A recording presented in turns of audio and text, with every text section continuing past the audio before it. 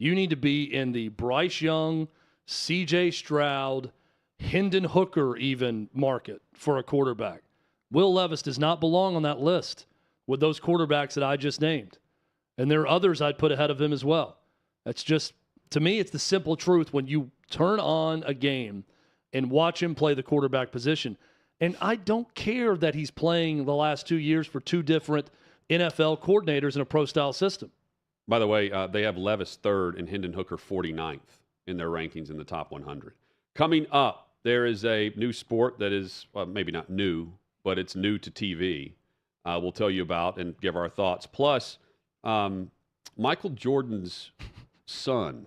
I laugh just hearing this. Michael Jordan's son doing something that I wish would have happened whenever they filmed The Last Dance? The Last Dance with Scottie Pippen.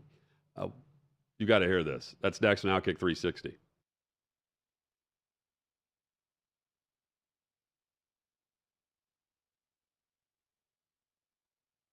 Chris was a funny guy, and not like a clown, like make you laugh funny. He's just a genuinely funny guy. But I got to the team, and they were already deployed. Team 3 was deployed to Fallujah, and I got there and had a lot of time on my hands. So I went to free fall school and sniper school, and next thing you know, the team comes back, and I find out I'm in Chris's platoon. He had made a name for himself in Ramadi as a shooter, and at that point, he was just a white kid from Texas, so they called him Tex. But as a new guy sniper, Chris was really developing his reputation as the man. And if you've ever worked on a team with somebody who knows everything, like Chris was that guy. When it came to sniping, if it came time to do like diving, Chris wasn't there. He didn't like to dive and go underwater and do that whole C component of SEAL. But when it came to sniping, that was his thing. And his ability to teach people, like, he would hold you to a very, very high standard. But at the end of the day, like, he was there to teach you. And for a SEAL sniper, knowing that we were going to Ramadi at the 11th hour, that was huge, because he could have been that guy that was like, I really don't care. You're a new guy, just pick up brass and shut up. Or it's like, hey, when you're inside a sniper hide, this is how you got to set up so you don't get shot in the face. Thank you. I appreciate that. And his ability to teach young SEALs made us much, much more effective, because when we got to Ramadi, a lot of snipers were new guy SEALs. Myself, Johnny Kim, the astronaut now, we were stepping up into those roles, and we had to be combat effective. And it wasn't for Chris, the dude who knew everything, and his ability to teach with some humor, we wouldn't have been as effective as we were. For example, like Chris' story is his humor. And I discussed this in my book. We were out in the desert training. We're doing our land warfare block, and there's a little bit of like team building exercises that go on late in the evening, where if you're a new SEAL hanging out with a bunch of older operators and you don't see any of your new guy buddies around, you're probably in danger. So that exact moment happened. I was out in the desert, and the guys were having a couple cocktails. Look around, none of my fellow new guys were there. And then next thing you know, it's like a tsunami. You get jumped, taped up, and I wake up like a mummy, completely taped up. Like literally all my nose and my mouth were open. I was completely taped up and, strapped on a gurney and taken over in my rack and all that stuff, and left for, I thought, until I blossomed as a butterfly. And about 10 minutes later, I hear this cackling, and you could never not hear Chris's cackling coming a mile down the road. And he came down cackling. I could hear him cackling. He comes in. He's like, "Hey, buddy, you all right?" I'm like, "Yeah." And he's like, "Good. You're going to sit here for a little bit, then we'll cut you out." But that's, I think, the level that Chris would go to. Whereas like some guys wouldn't care if you got taped up and left for dead. But Chris was one that definitely, he was kind of a hugger when it came to new guys. But that's what made him a great teacher. And that's what made us quite effective within his platoon. So we obviously, what you just said about him is the guy, the teacher, the mentor. He sounds obviously as a class act individual. From the shooting standpoint, from the sniping standpoint, what made Chris Kyle when it came to getting that job done? Yeah, he was a guy that was there for game time. He obviously put in the work. He was a great shot. There were times though that, he was not a great shot. I remember training on the range, and his target looked like he was shooting buckshot out there. He claimed like the scope rings were loose, but ultimately, like he was the hardest worker. He was the guy who sat behind the scope just tirelessly. His eye never came off the scope. You never saw his head droop, to rest his neck. And that's like if you're a hunter, more time in the woods is going to make you a successful hunter. And Chris, his eye was always on the scope, and his dedication to the job. When it came to recce's and finding buildings, he knew where to set up. He knew where the enemy was coming from, and he was very, very good at getting us in the right position to interdict, which ultimately saves lives when it comes to Marines and Army. But he just had an uncanny intuition as to how to hunt properly on the battlefield.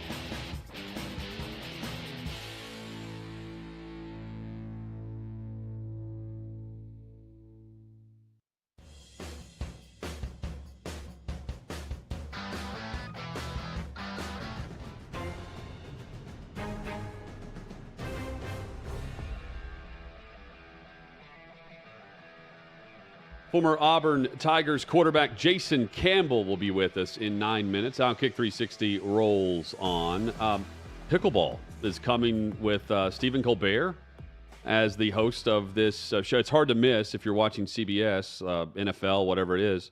It's pickleball's all the rage, right? At least I see on social media a lot of people playing or whatever. Instagram stories, different things. But when I see this, I'm thinking this is like they're going to have Bill Raftery on the broadcast, Colbert's host. It feels like America Ninja Warrior to me. Yeah, I think there's two different things. There's this charity, celebrity, pickled thing with Stephen Colbert. Then there's this legitimate pro pickleball league that Kevin Durant owns a team. Brady does too. And there's others that are going to own a team. So one's like a TV event. The other's a legitimate league. Here's my one broad takeaway from this, Hutton. There are things that I see or hear about that I want to participate in but not watch. Pickleball is one of them. Yeah. I have asked like 4 different friends, will you please play pickleball with me? Because I see people at the park playing it, and it looks awesome. But that's a sport that me as a 40-year-old man wants to pick up, to play on the side, to try to stay in shape. It's not something I'm like, you know what I really want to do now? Pick my favorite pro pickleball team and watch that on television at night. Like, there are activity sports for adults and there are sports to watch. This is one and not the other. And what it is a sport you want to play, not watch. That's where I'm having a hard time with. Is it in the same lane as cornhole? I mean, it's a lot more active than cornhole. But in terms for of viewership, I'm saying, like the pleasure in watching the sport. When I say sport, you know what I mean. Like pickleball, is that what ESPN and CBS are trying to recreate with the cornhole tournaments that they have? Yeah, I don't know how well those cornhole tournaments rate. They're on all the time. I think, though, Hutton, it's a great comparison in that I would also describe cornhole, throwing bags, as an activity and not a spectator sport. If your father's watching, if I see someone in the courtyard, the beer garden here at 6th and Peabody, throwing bags, you know what I want to do? I want to throw bags. They're challenging. I don't want to sit and watch them throw bags for the next hour. I want to call next. If I see a pickleball court and an awesome pickleball match break out, I want to call next. I don't want to then go home and start streaming a pickleball match to watch. So that's where I think the disconnect is here with this pro league. They're making some cash if you're in the pro league. Brady, I'm reading the story where Brady and others with a management firm own an expansion franchise in Major League Pickleball. Next year, they'll have 16 teams and 6 events, and the prize money is expected to be over $2 million. So they've got a nice little budget going as they try to grow it. The first year for this was 2021. So it's very young, but we're seeing the networks dive in on this and see how it takes off. Michael Jordan's son is dating Scottie Pippen's ex-wife. Did you told me this? Yeah. This is a thing? Yeah, it's a thing. It's also the goat doesn't fall far from the tree. Can you imagine Scottie Pippen on The Last Dance? Maybe he knew it then. The I don't know. goat doesn't fall far from the tree. This is a move that Jordan would have made if someone badmouthed him. And deep down, Jordan's like, yeah, we set this up. I can just still see Jordan saying, Scottie was being selfish. Jason Campbell is next. We'll talk Auburn Tiger football.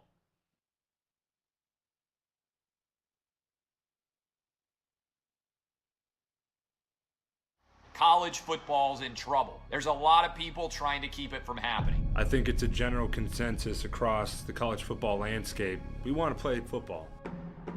College football is a huge part of the fall. It's a huge part of Americana itself.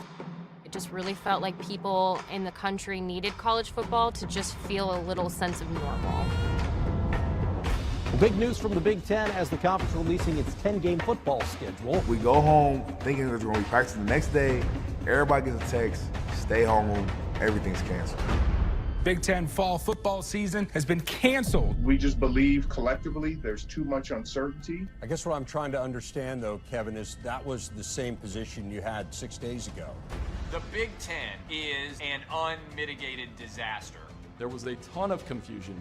There was presidents saying one thing, there was coaches saying another. Players had to be silent, coaches had to be silent, ADs had to be silent. People said, how does what you just did make any sense? And nobody really knew what the heck happened when they voted to cancel the season. You make this huge historical announcement, and then Kevin Warren never does a press conference to explain it. It was like a masterclass in how not to handle a crisis. The word really that was lacking in all this is transparency. It felt like a lot of stuff was happening behind closed doors. Even today, we still don't know what occurred. So you don't tell us parents, that's fine, but you're not telling the young men that it affects. We have to make a decision to save the season. What about the history books? What about the rivalry games? What about Paul Bunyan's axe? How is that not going to go to a team this year? This is a failure of epic magnitude. The Big Ten presidents and leaders should be held accountable for the disastrous decisions that they're making. Then the commissioner doubles down, saying his decision will not be revisited. And that's the point. It felt like a war was declared on the Big Ten and Kevin Warren. Everything turned political. Because if this is medical, then you would have stopped the game of football a long time ago. I think the Big Ten leaders will tell you that they probably made a mistake in hindsight. If I had the chance to do it all over last year, I would make the same decisions that we made.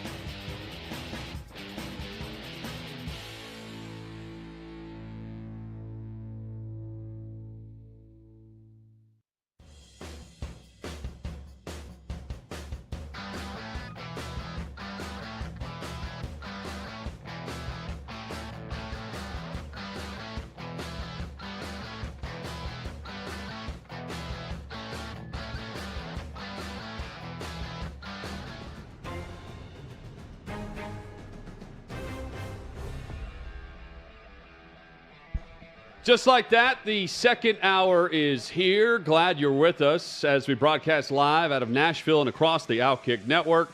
With Chad Withrow, I'm Jonathan Hutton, 6th and Peabody, our location with Yeehaw Beer and Old Smoky Moonshine.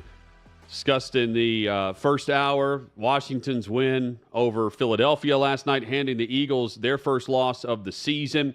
Coming up, John McClain will talk all NFL headlines with us. That's in 20 minutes, plus Billy Lucci and Frank Isola from ESPN and NBA podcast host and much more. He'll be with us in hour number 3. We kick off hour number 2 with Jason Campbell, who is no stranger to this show. We had him on to begin the college football season to preview the upcoming year for Auburn. And he's the host of the Believes Everything Auburn podcast. And it's great to have Jason Campbell, former quarterback, back on the show with us. Jason, hope you're well, man. Hey guys, how you doing? I'm doing good. I am well. You know, Auburn had a win that was much needed this past weekend, but you know, it was a bigger monumental aspect. A lot of people saying, "How y'all so excited over y'all just beat a 3-7 team?" I said it wasn't about the 3-7 team. I said, you know, it's a guy that actually played in the backfield with me, became a head coach, and he's the first African American head coach, interim head coach at Auburn University, and the fact that it was the first victory. You know, was something to celebrate. So, you know, people were just excited to see that happen. We're going to dive in on Cadillac Williams in a moment.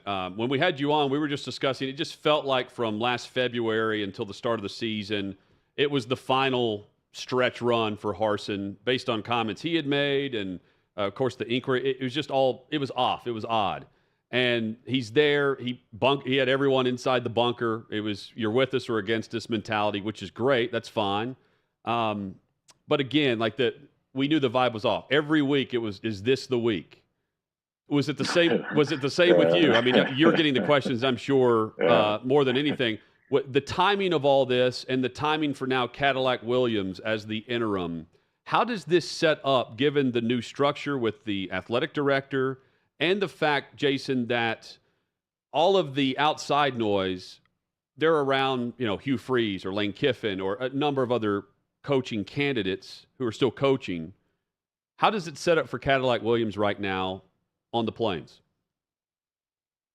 Yeah, you know, those are great statements and great questions. When you think about the Harsin deal, you know, it just wasn't a good fit from the start. But I think they tried to do something to see if it was going to fit and work. But as you well as I know, in this business, you got to have connections. And, you know, him coming from Boise to the Southeastern Conference, you know, there's no connection between him and the high school coaches. And you got to be able to walk into some of these same houses that Kirby and Coach Saban and other coaches in the SEC that you're competing against for these kids. You got to have a relationship where they pick the phone up and say, "Hey, coach, we have a kid over here you might want to come take a look at." But if you don't have those connections, it hurts you in recruiting. And I feel like that's just an aspect that he was behind on.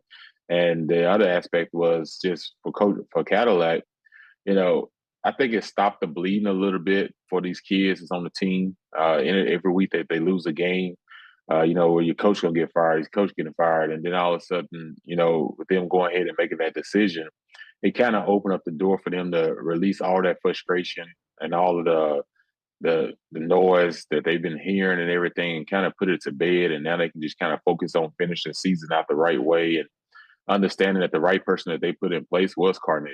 And you know, Carnell is a guy that played with me. Like I said, he's a very emotional type of person. Like I said, he's going to keep everything 100 and honest with these kids. And I think that's why these kids adapt to him so fast and so quickly, is because he brought a different style of energy in that building. And not just for the football players. I've been hearing people that work in the building, like, it's just a breath of fresh air and everything. And people are excited about going to work, excited about, you know, the upcoming games, and just, you know, the kids are playing together. You know, they're not playing like they're just under all this pressure or playing as individuals. They're laying it all out there on the field. And, you know, of course, Carnell gets a lot of the credit, but even the other coaches that are still there on staff, they're busting their tails to make sure that these kids have an opportunity to finish this year out, you know, playing on a high note. And it's not so much about the wins and losses. It's just about getting the passion and desire and the heart back into a program that's you've seen it just leaking out the building. And you have to stop it at some point. And it gives the new AD an opportunity now. he was hired basically right after the hire. I mean, right before the firing of Harsin. So it basically gives him the opportunity to come in here and say, you know, my main focus is doing a hire, not a fire. And right now, it gives him a chance to interview a whole bunch of candidates and also just evaluate everyone that we have in the building right now. And I think Carnell is in a good position as far as, him not focusing on the head coaching job right now. He's come out and said that, like, my job is to make sure these next 4 games, when he got the job, is that these kids, that we don't fail these kids and everything. So I think he's doing an exceptional job. I just feel like whoever comes in, whether if they're interviewing Cadillac for the head coaching job or if they want to keep him around, I just hope he's here because he is a staple for our university. And a really cool scene, Saturday night on the field after that win. You got a shout out. Congrats from Cole Kubelik on SEC Network in the post-game interview. I thought that was a really cool moment. That was over 3.5 minutes with a former Auburn player that's on the sideline interviewing Cadillac Williams. They mentioned you and other former Lettermen that played with Cadillac behind him, waiting to greet him after that game. His kids were down there. Take us through that whole scene, just down on the field as you're greeting the interim head coach that you played with for your alma mater after a big win in the SEC in his first win. Yeah, that was a great scene. Like, even the Tiger Walk, Tiger Walk felt like the Iron Bowl. Tiger Walk, it was bananas for people to see that a 3-16 had so many people come from so many different places to support him and his team and the rest of the staff. And it was just like the Iron Bowl feel as far as like how many people was there at Tiger Walk. And then once they led up into the stadium and everything in pregame, a lot of former players came back. And I'm talking about a bunch of guys was there. And we was all tailgating before the game, just reminiscing about the past and just guys coming back talking about, man, this finally feels like home when we come back now. Like, because there's someone there that they can relate to, or someone there that they, that feel like that door is open. Where in the pregame, former players, Carnell wanted the guys to come in the locker room and just greet the guys before the game. And, these guys get a chance to look at the dance, Carlos Dansby and Ronnie Browns and, just different guys, Dontarius Thomas, just so many guys. I can name a whole bunch that came through there that was in that locker room pregame. And these guys got a chance to shake their hands and see them face to face. And then not only that, even when they ran out of a ton of the former players, some of the former players ran out behind them and they got the opportunity to stand on that sideline. And that's something that we hadn't been able to do in Auburn in a long time. And I think the players there now see, like, man, the unity that we had when we was there, how we still support each other and love each other even 20 years later, and how we're there for each other. That's the bond that you want to build inside your locker room. You're not just there for 4 years just to be there. You're there to do something great, but also build great relationships that go well beyond, just college football. So, Carnell wanted the guys to see that unity. And then after the game, like I said, guys were just so excited to be able to, to share that moment with him, because it was a big moment. It was a monumental moment. And it's something that always go down in the history for Auburn. And Cole Kubelik, I text him. I said, man, there was no better person to interview Carnell in that situation than him.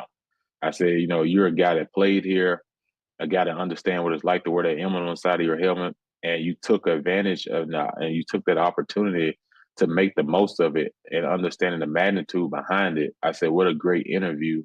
And I said, man, it was exceptional, because you gave people on the outside an opportunity to see and to feel that moment as if they was there. And, so kudos to him and the SEC Network for allowing that much time for them to be able to do that interview. I'm sure that he's going to get an interview for the job with the new AD. Mm-hmm. Do you feel like he has an honestly good chance and a good opportunity to have that job full time? I say this, anytime that you hire ADs, my belief is always that there's someone already tied to that AD. Anytime that you make that decision, that's just my, overall being involved in sports throughout the years, even in professional sports. Anytime they hire a GM, there's a head coach tied to that GM. I will say this, though, I think Carnell has boosted his resume by the way that he's galvanized these young men and the way he's motivating them to to play the game and how he's changed the narrative. I think that also, opens up the door for him, if it's not now, that later on that gives him that opportunity and everything. Like I said, he's continuing to work and do the things he's doing. And like I said, our job is, like I said, continues to support him and understand, but he's not letting himself get so tied up from an emotional standpoint of whether he will be the head coach full time. I think he's, like he said, he's taking care of this, taking advantage of this opportunity to pour into guys that 20, 30 years from now, the guys that's in that locker room with him can be calling him and they can still share those stories and talk about it. And, what a time it was for the last 4 games of the season in 2022. And, but like I said, he's boosting his resume and he's, and everything. And who would have thought this before the season? So, we'll just take it one day at a time and support everything that's going on and just give the AD an opportunity to evaluate everything and everyone. But at this standpoint, I'm with Carnell on this. I'm just going to take these next 4 weeks. Now it's 2 weeks to just embrace what's happening. Jason Campbell, our guest, host of Believe's Everything Auburn podcast, and you can follow him on Twitter at jcam_17. All right, Jason, name association time. I'm going to say a name. You just give me your honest thoughts on this name. Lane Kiffin. Great offensive mind, scary. Honestly, just a little scary just about him just staying put. I agree. I said if you hire him anywhere, if I'm a new AD, I'm thinking this could be a home run. I could also be looking for another coach 3 years from now, even if Kiffin has success. Do you think that's something, though, that would get the core Auburn person fired up if they were able to pull that off? Well, I'm just saying he's been a great offensive mind throughout the years and everything. So people know he's going to put up points. And one thing it does is recruits. If you're a quarterback and receivers or running backs and things like that, you're going to jump at the opportunity to come and play for this guy just because you know what type of offense he runs and everything. Like I said, it's just a scary decision because you're not inside Lane's mind, so you don't know like how much is enough. Now, I'm not talking about like financially. I'm just saying, what if he came to Auburn and, within 2 to 3 years, he was to go to the SEC championship and win the SEC championship, find himself in the playoffs? Would that still be enough for him to say, hey, I'm committed to Auburn long term? Is this a place he wants to be at for the next 10 to 15 years as a coach? Can he see himself doing that? And can Lane Kiffin see himself staying put? We've seen him at USC. We've seen him at Tennessee. We've seen him now. He was at Alabama winning as offensive coordinator. Now he's at Ole Miss and he's having success. And he finished the year out. He may have 2 back-to-back 10-win seasons that they haven't ever had at Ole Miss. And he still may leave. So, so who knows? But at the same time, I think his name is one of those names that are thrown out there. And I think the people, like I said, I think recruits would jump at it. My thing is I'm just a little scary of it, but I'm behind whatever decision they're making, because we just got to get this thing and everyone got to be on the same page. But I just hope that if he takes this job and everything, that he would be committed long term. So I'm not asking you to endorse any one outside candidate for the job, but I found in years of covering Tennessee with all the coaching searches that you start to compile a list of 8 to 10 people, and there's always at least one name on there that maybe surprises you how much you like their track record or how much you like them as a coach when you start to research more as a possibility for a job.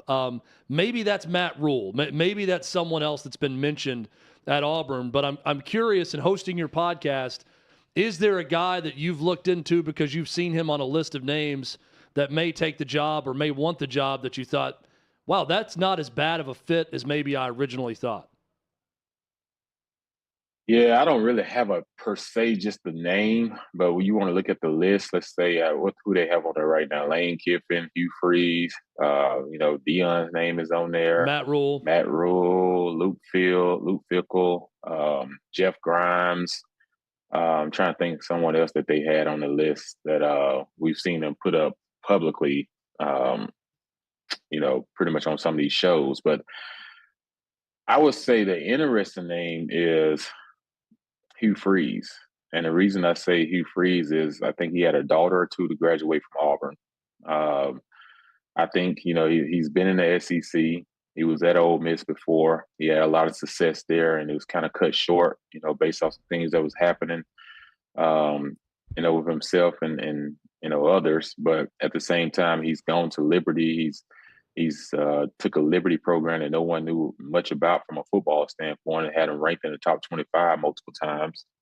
The other thing is, would he be like a Bruce Pearl? Would he endorse that second opportunity and that second chance that he was to come to Auburn? Would he be like Bruce Pearl, where he's like, hey, this school is giving me a second opportunity to coach at the national stage? And would he be committed to saying, I'm going to give them everything I got and I'm going to make sure this thing is successful because this is my second opportunity I've been waiting for. And I have no other reason to want to leave, even if I have early success.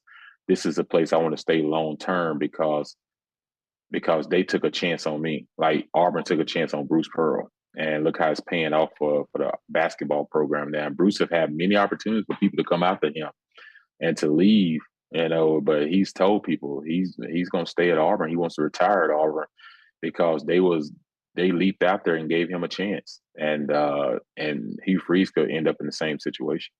Final thing for you, Jason Campbell with us. Can this be like a USC of last year? Is there a Lincoln Riley that will surprise us with this? How aggressive will Auburn be? And how surprised will you be if we're surprised with the name that we hear who's leaving somewhere to go to Auburn? I don't think you'll be surprised with a lot of guys that's on this list. Like, I don't think Deion's leaving the HBCU right now. I think it's bigger than just him and Jackson State. I think what he's trying to do in the SWAC and what he's trying to do for HBCU universities by helping them become more of getting more opportunities, more TV opportunities, more brand opportunities, helping them get bigger facilities, nicer facilities, help build stadiums. I think what he's doing there, he wants to continue doing that.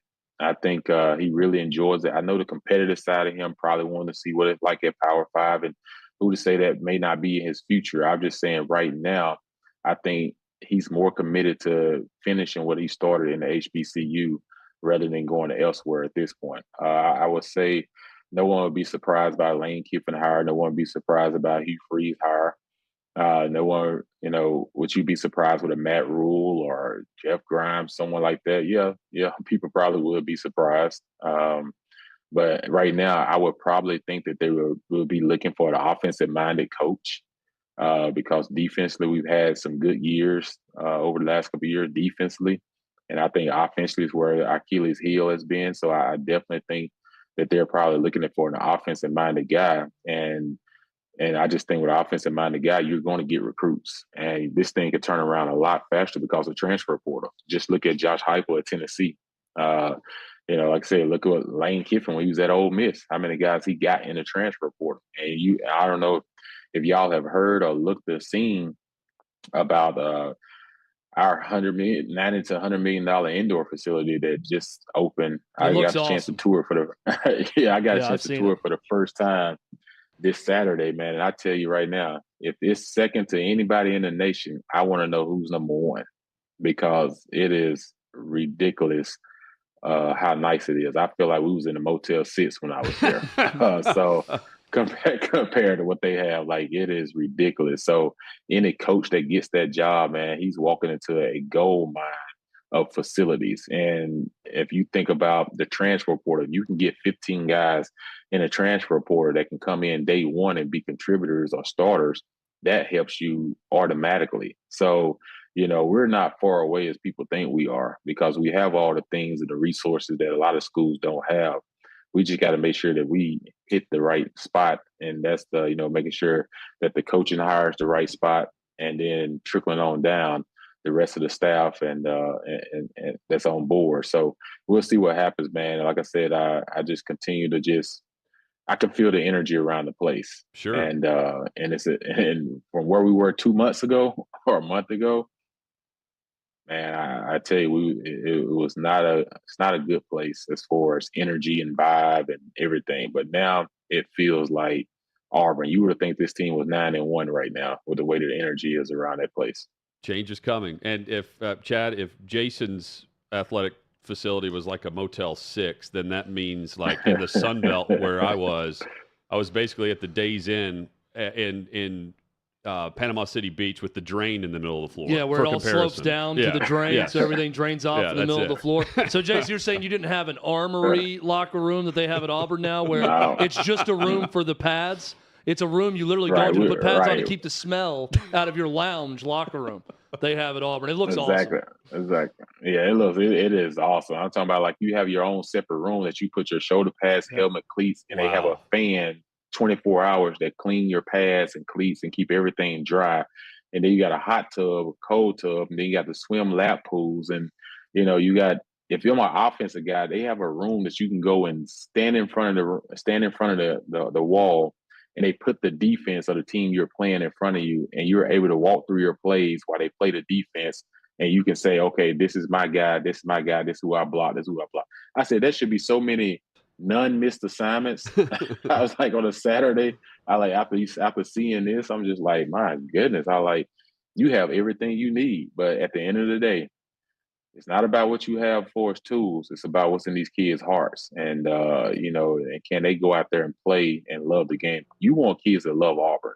And like Cadillac was saying the other day, he doesn't give out individual player awards since he's taken over as the head coach, because NILs, has kind of created individualism within some of these locker rooms, because certain kids are making money, certain kids are not. Some kids getting paid a lot more than other kids. And he don't want it to come across with the same mindset in the locker room. So he wants to make sure every award is in the locker room is a team award, because everything outside of that is enough individual stuff. Jason Campbell has been our guest. Another great chat with him, former Auburn quarterback, Washington as well. Thanks, man. We always appreciate the visit. Keep up the great work with the podcast on the Believe Network there with the Everything Auburn podcast. We'll continue to take a listen to that, and things are definitely going to be newsworthy over the next couple of weeks. Oh, yeah, most definitely. I would probably guess something happen within Iron Bowl is always an interesting week, man. So, yes, something shakes Iron Bowl week, I wouldn't be surprised, but I wouldn't be surprised if something shakes within the 5 days after the Iron Bowl. So, we'll see what happens. Appreciate you, man, as always. All right, thank you. All right, well, Jason Campbell there. Whenever they make their hire, we'll get him back on and get the reaction. Can't wait. From the Plains there. When we come back, reaction to Week 10 across the NFL. And moving forward now, we took a look at the playoff picture. There's a lot of different storylines now. And all of a sudden, Aaron Rodgers and Tom Brady are back in the hunt after being dead to rights a week ago. John McClain with us next on OutKick 360.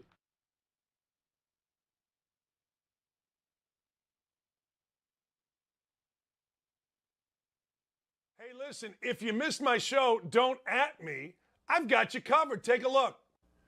I think very smart comment, absolutely the right time and the right guy, because let's be honest, it's amazing. It is amazing to me. You mentioned Michael Jordan, and I am a big Michael Jordan fan.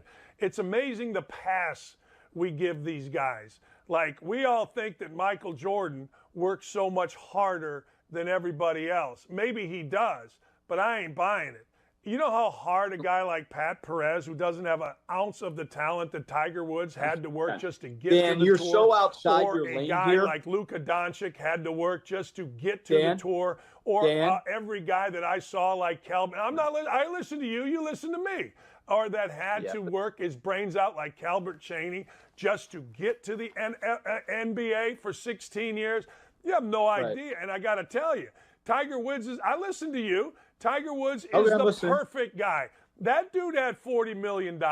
That dude had a pre-plane. That dude had every commercial, but he still got down and he, quote, got it done in the dirt. Everybody doesn't have Tiger Woods' talent. Everybody doesn't have Tiger Woods' natural strength and ability. And a lot of guys got to work just as hard to just make it. So I think what Pat Perez did was beautiful. I think it was perfect. I think he picked the absolute right guy. I think Tiger Woods should shut his mouth when it comes to other players and their determination. That's just my opinion. But, hey, look, Michael Jordan worked his brains out, but he didn't work harder than Calbert Cheaney. I guarantee he didn't work harder than Reggie Miller. Reggie Miller was all day. He just didn't have as much ability. 9 to 11 Eastern time at OutKick.com. What's up, guys? Tune in every Monday, Wednesday, and Thursday at 7 p.m. Eastern as I break down all the hot topics and share my final thoughts. But in case you missed an episode, here is what you missed. When Donald Trump came down that escalator in 2015, he said, we're going to build the wall. We have stupid people in charge making our deals and negotiating. He said, we're going to drill more, baby, drill, frack, baby, frack. He said, this is what we're going to do. Republicans have just said Joe Biden is a mess. Yeah, anybody with eyes and ears can tell that. But what are Republicans going to do? You have to remember, Donald Trump is not just fighting Joe Biden or Gavin Newsom or Kamala Harris, whoever the Democratic nominee is. He's fighting the mainstream media every single day. You know, what they don't want to tell you is all the great things that President Trump did when he was in office, how our military became stronger, how our allies respected us and how our enemies feared us. They don't want to talk about the clear differences between a Trump administration and a Biden administration when it comes to troop withdrawal, when it comes to morale, when it comes to supporting the people who are here in our country first. You know, I have empathy, I guess, for the people of Ukraine, but I don't have empathy when my tax dollars to the tune of what is now, $20 billion has been sent overseas. And I turn on my phone and I look and we've got 500 shooting victims in the city of Philadelphia on a yearly basis. I mean, we need to do something here so that we're stopping the illegal drugs and border crossings, so that we're protecting Americans. That's what Donald Trump talked about. Putting this notion together of America first should not be a negative. It should be, why can't we take care of the people in Chicago and in Philadelphia and in New York City and take care of our homeless veterans? You know, that shouldn't be a dirty word. And why are we taking care of the rest of the world before we take care of ourselves? Because the media wants to do that. And the media wants to tell you that the January 6th matter is the only thing that Donald Trump should ever be judged on. Tune in tomorrow at 7 p.m. Eastern to Tommy Lahren is Fearless, where I am joined by the one and only Larry Elder. You don't want to miss it.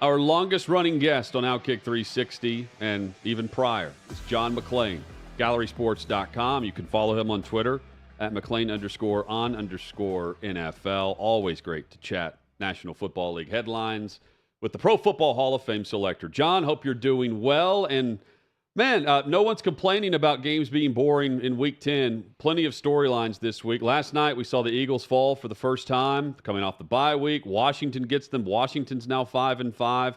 They're a game out of the wild card right now in the NFC. What do you make of the NFC East? It's the best division in NFL history since they realigned, and Washington will be 6-5 because they play the Texans, the worst team in the league, on Sunday in Houston. So every team in that division is going to have a winning record. That's remarkable.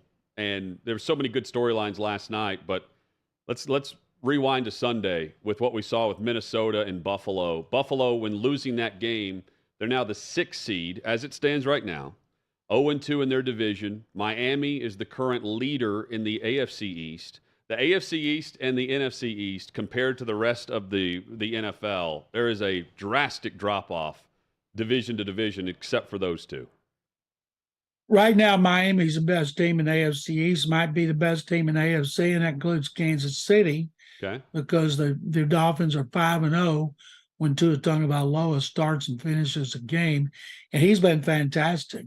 You can make a serious case for him to be the MVP instead of Patrick Mahomes. And the Bills' problem, they still can't run the ball. You know, Josh Allen's the leading rusher. That's not right. And he's committing too many turnovers. I think he's got too much on his plate. Losing Brian Dable to his offensive coordinator to the Giants may have had something to do with his performance. But dating back to last season, he's averaging more than one turnover a game, and he's making them at crucial points. That was a freakish game Sunday, from the goal line stand to the bad sap from Mitch Morse and the fumble, the recovery for the touchdown.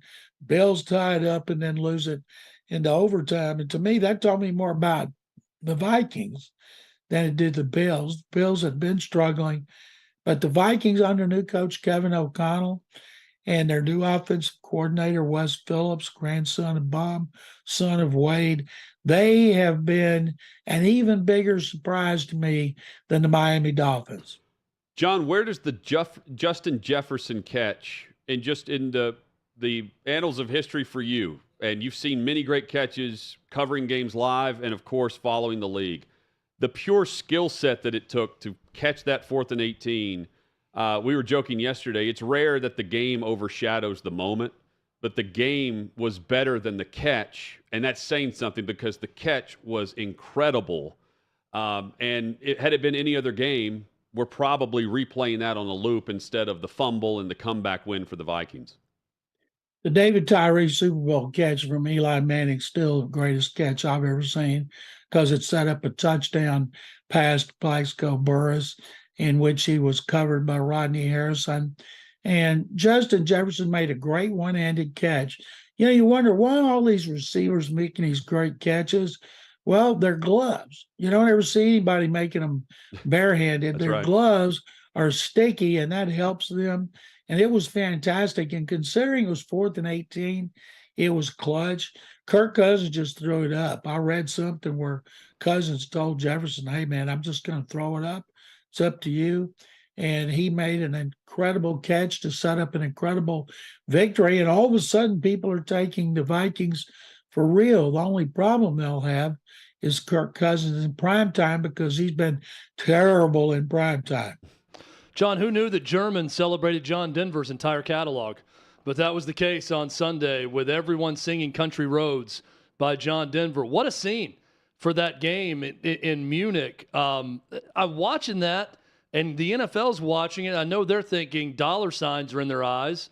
How do we capitalize on this more and more? Hutton said yesterday on the show he thinks within the next decade there's going to be a European division in the NFL. Do you think that's what's coming down the road? And if so, is it a long way away? And in the meantime, are we just simply going to get more international games out of the NFL? John, I'd be surprised if it was in the next decade. The problem is there's so many bad teams right now, and it's because of quarterbacks. Look at all the teams that need quarterbacks. Every year, teams need quarterbacks. There's not enough to go around now. And I thought one of the cool things is, or let me go back, when Oliver Luck was the general manager of the Frankfurt Galaxy in the World League of American Football, when they called it then, he said they sold out every game because there have been so many army bases, military bases in Germany since World War II. And the guys that went over there loved football, our football, not their football.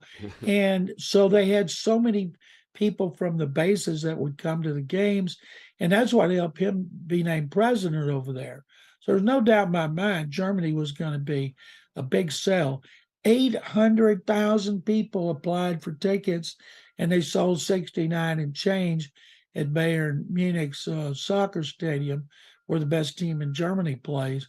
And Roger Goodell said there's going to be 4 more. There's a story now with a guy that heads up the NFL over there, saying they want to put a game in Spain and Paris. They're checking out those countries to see how interested they are, but they will be going back to Germany every year. They want to play in Frankfurt and Dusseldorf. I'm guessing some point they'll play in Berlin. It was a huge success. Brady and everybody else said it's the best time they ever had. Peter King was there, and he wrote about it extensively on Pro Football Talk in his column Monday morning. It was fascinating to see how they just got behind it. Some people came from multiple countries away. Like one guy Peter interviewed came from Sweden because he wanted to see Tom Brady. John McClain with us. I want to stick with this theme. The Bucs have won a couple games now in a row after their recent win against Seattle and Germany. Meanwhile, we have the comeback win for the Packers and Aaron Rodgers against Dallas, and now they're hosting the Titans on Thursday Night Football with a chance to go back-to-back in similar fashion after a losing streak. John, what are the chances we're going to see both Brady and Rodgers in the postseason? I think it's a long shot for Rodgers. They've waited too long. Yeah, they beat the Cowboys. Cowboys gave up 200 yards rushing, second game in a row. Their defense all of a sudden is not playing the way it did before. Rodgers didn't throw the ball a lot, but he threw 3 touchdown passes. And I tell you, the NFC South is so bad. Of course, the Bucs are going to win it. And when they get in the playoffs, nobody wants to play Tom Brady. Tom Brady is having a great season just like he did last year. Now, he's made some bad plays, but he had no running game till Sunday. Their defense had not played the way it did early in the season. He had a lot of injuries to key players, not to mention losing his 3 starting interior offensive linemen. Nobody will want to play Brady in the playoffs, and I think he's in. And as far as the Packers making a run, they know it's getting that time of the year when they have to run the ball a lot. So they did. But boy, if they had lost it, Aaron Rodgers blasted Matt LaFleur's play calling. LaFleur took the blame for it. Had they lost that game in overtime at home to the Cowboys, there'd be a lot of problems in that locker room. I do not think the Packers are going to the playoffs. So Jim Irsay and Jeff Saturday got the first laugh at people who said it's an embarrassment to hire Jeff Saturday to be the head coach. Joe Thomas, Bill Cowher on CBS on Sunday, among others, acting like you've got to serve for 15 years as an assistant before getting a crack and being worthy of being an NFL head coach. Jeff Saturday shows you can enter and then win game 1 right out of the gates, granted against a bad Raiders team. How surprised were you with that, John? What do you think that says about the Raiders and the Colts, that Saturday could galvanize that group to that level where they could go out and win a game? First of all, I think if Frank Reich was there and Jonathan Taylor was healthy for the first time in a while and ran for more than 100 yards for the first time since the first game against the Texans, and Matt Ryan had played again, I think they would have beaten him with Frank Reich. But Jim Irsay wanted to look smart, so he let them play Ryan after he told them don't play him again, and they did. Now, if he'd have got stuck with Sam Ehlinger, he would have lost too because Ehlinger's terrible. But Jim Irsay did everything Saturday wanted. Ryan had no turnovers, had the longest run of his career, 39 yards, and he played well. And if he plays the rest of the season instead of Ehlinger or Nick Foles, he's going to win a few more games, especially if Jonathan Taylor is healthy. He is most of that offense. So I think it was more Taylor and Ryan than I do Jeff Saturday. John McClain with Gallery Sports, and John covers all sports for Gallery Sports. And you mentioned Sam Ehlinger, which reminded me of Texas losing to TCU at home Saturday night. And John, I wanted to ask your reaction in the state of Texas to that performance from Texas. I really thought the Longhorns would win as a touchdown favorite at home and in TCU's perfect season, and they were terrible in that game. A lot of it had to do with TCU's defense, but I'm curious, you're close to a lot of Longhorns and a lot of alums. What's their response to that performance? They're upset. They're upset about a lot of things that have happened this season in Steve Sarkisian's second season, but they're not going to fire him after 2 years. He's going to have another year when more of his recruits come in. Arch Manning comes in. Quint Ewers is not as good as he was early in the season. They're wasting Bijan Robinson, who'll be the first back drafted, and the people are angry. They had the game at home. People didn't want to take TCU seriously. Sonny Dykes comes over from SMU. A lot of Horned Frog fans didn't want him. Why would we want to take somebody from SMU, our chief rival? And they did. Turns out there was a big push by the Longhorns to hire Dykes, and some alum that gives them a lot of money said no, and now they look stupid. That's what happens when you listen to alums that give you a lot of money. But right now, he's doing a great job. Is anybody in the country doing a better job than Dykes? Is anybody more deserving of the National Coach of the Year award over Dykes? They'll beat Baylor to go 11-0 on Saturday, and there's a good chance they're going to go 12-0 and get in the college football playoff like they deserve. And what does Gary Patterson feel like after that game, wearing Longhorn burnt orange and knowing that you have a statue of yourself on TCU's campus? It was strange because he's been on the sideline before, Chad, but he's back. This time he was up where they could see him. Now, maybe TV was putting him on there because it was his former team, but he was much more prominent. He can't coach. There are restrictions. People say we're nuts if we think he doesn't have a role with the defense. A lot of people think he's going to be the next head coach. I don't. He's not cut out to be a head coach at the University of Texas, where you got to kiss so much butt from powerful alums that you didn't have to kiss at TCU. That's not his style. I think he might end up with one of these vacancies at another school, but there's a lot of people who would rather have him coaching the defense right now. People in Austin are really upset, just like people in Dallas are really upset. And I love it when people in Austin and Dallas are really upset. Spoken just like the Baylor alum. John McClain with us. Finally, John, the Chargers, this feels like a last stand type of game for them on Sunday Night Football against the Chiefs. High expectations, and I know there's still a lot of football to be played here. We're going into Week 11. But knowing the up and down play and how their defense has played and hasn't improved in certain areas, and as tough as Herbert is, sometimes it just isn't enough for what they're trying to accomplish. They're down wide receivers with Mike Williams and Keenan Allen. They flexed this game to Sunday night for a reason. It's always been a great matchup as of late between these two, Herbert and Mahomes, but this is one that the Chargers need. They need it. Their season has been decimated by injury.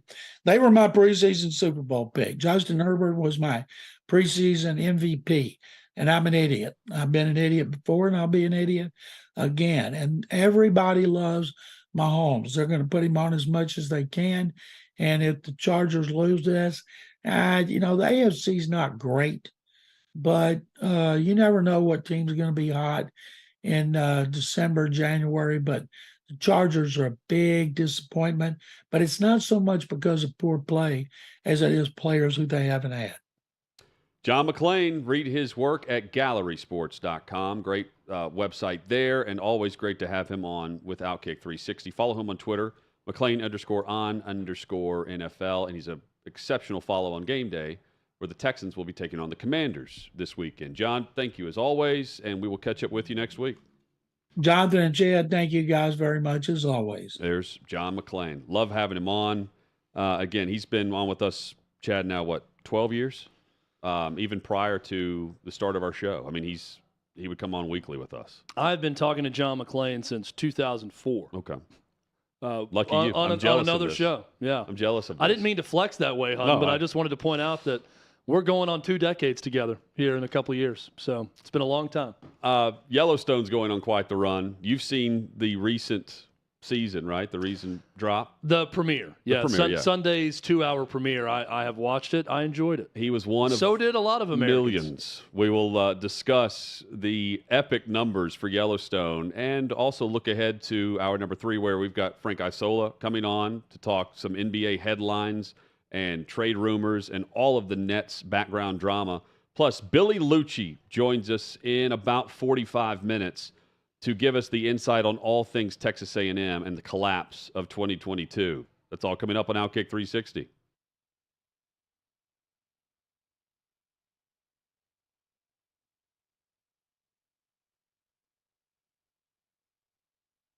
Chris was a funny guy. and not like a clown, like make you laugh funny. He's just a genuinely funny guy. But I got to the team and they were already deployed.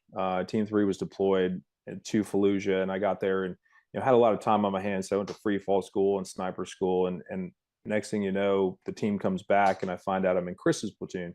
He had made a name for himself in Ramadi as a shooter, and at that point he was just a white kid from Texas, so they called him Tex.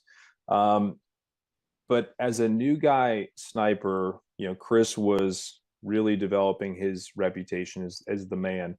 And if you've ever worked on a team with somebody who knows everything, like Chris was that guy. When it came to sniping, if it came time to do like diving, Chris wasn't there. He didn't like to dive and go underwater and do that whole sea component of SEAL.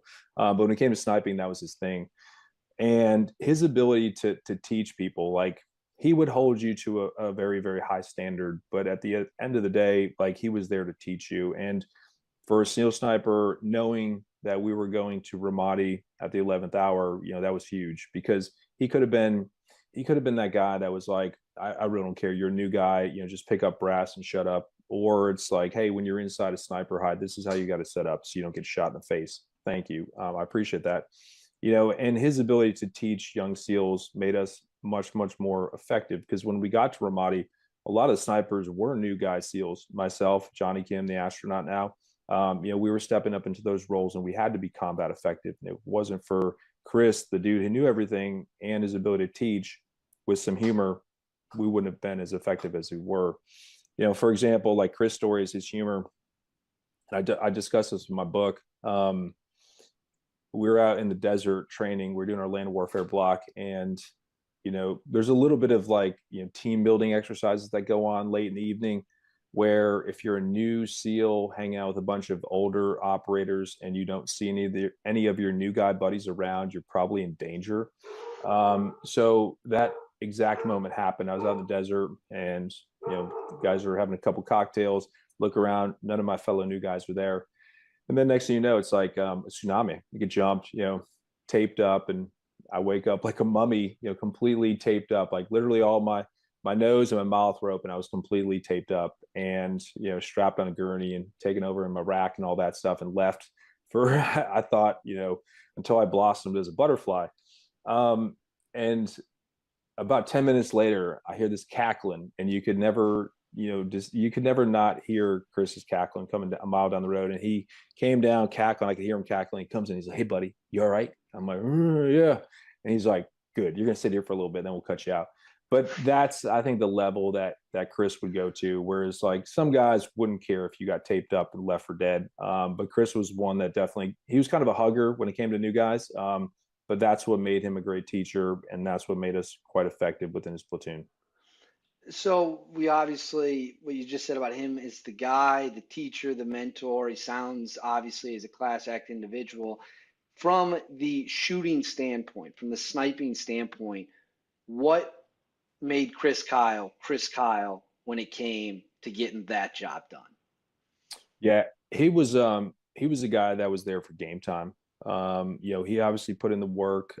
He was a great shot. There were times though that, he was not a great shot. I remember training on the range, and his target looked like he was shooting buckshot out there. He claimed like the scope rings were loose, but ultimately, like he was the hardest worker. He was the guy who sat behind the scope just tirelessly. His eye never came off the scope. You never saw his head droop, to rest his neck. And that's like, if you're a hunter, more time in the woods is gonna make you a successful hunter. And Chris, his eye was always on the scope, and his dedication to the job. When it came to recce's and finding buildings, he knew where to set up. He knew where the enemy was coming from, and he was very, very good at getting us in the right position to interdict, which ultimately saves lives when it comes to Marines and Army. But he just had an uncanny intuition as to how to hunt properly on the battlefield.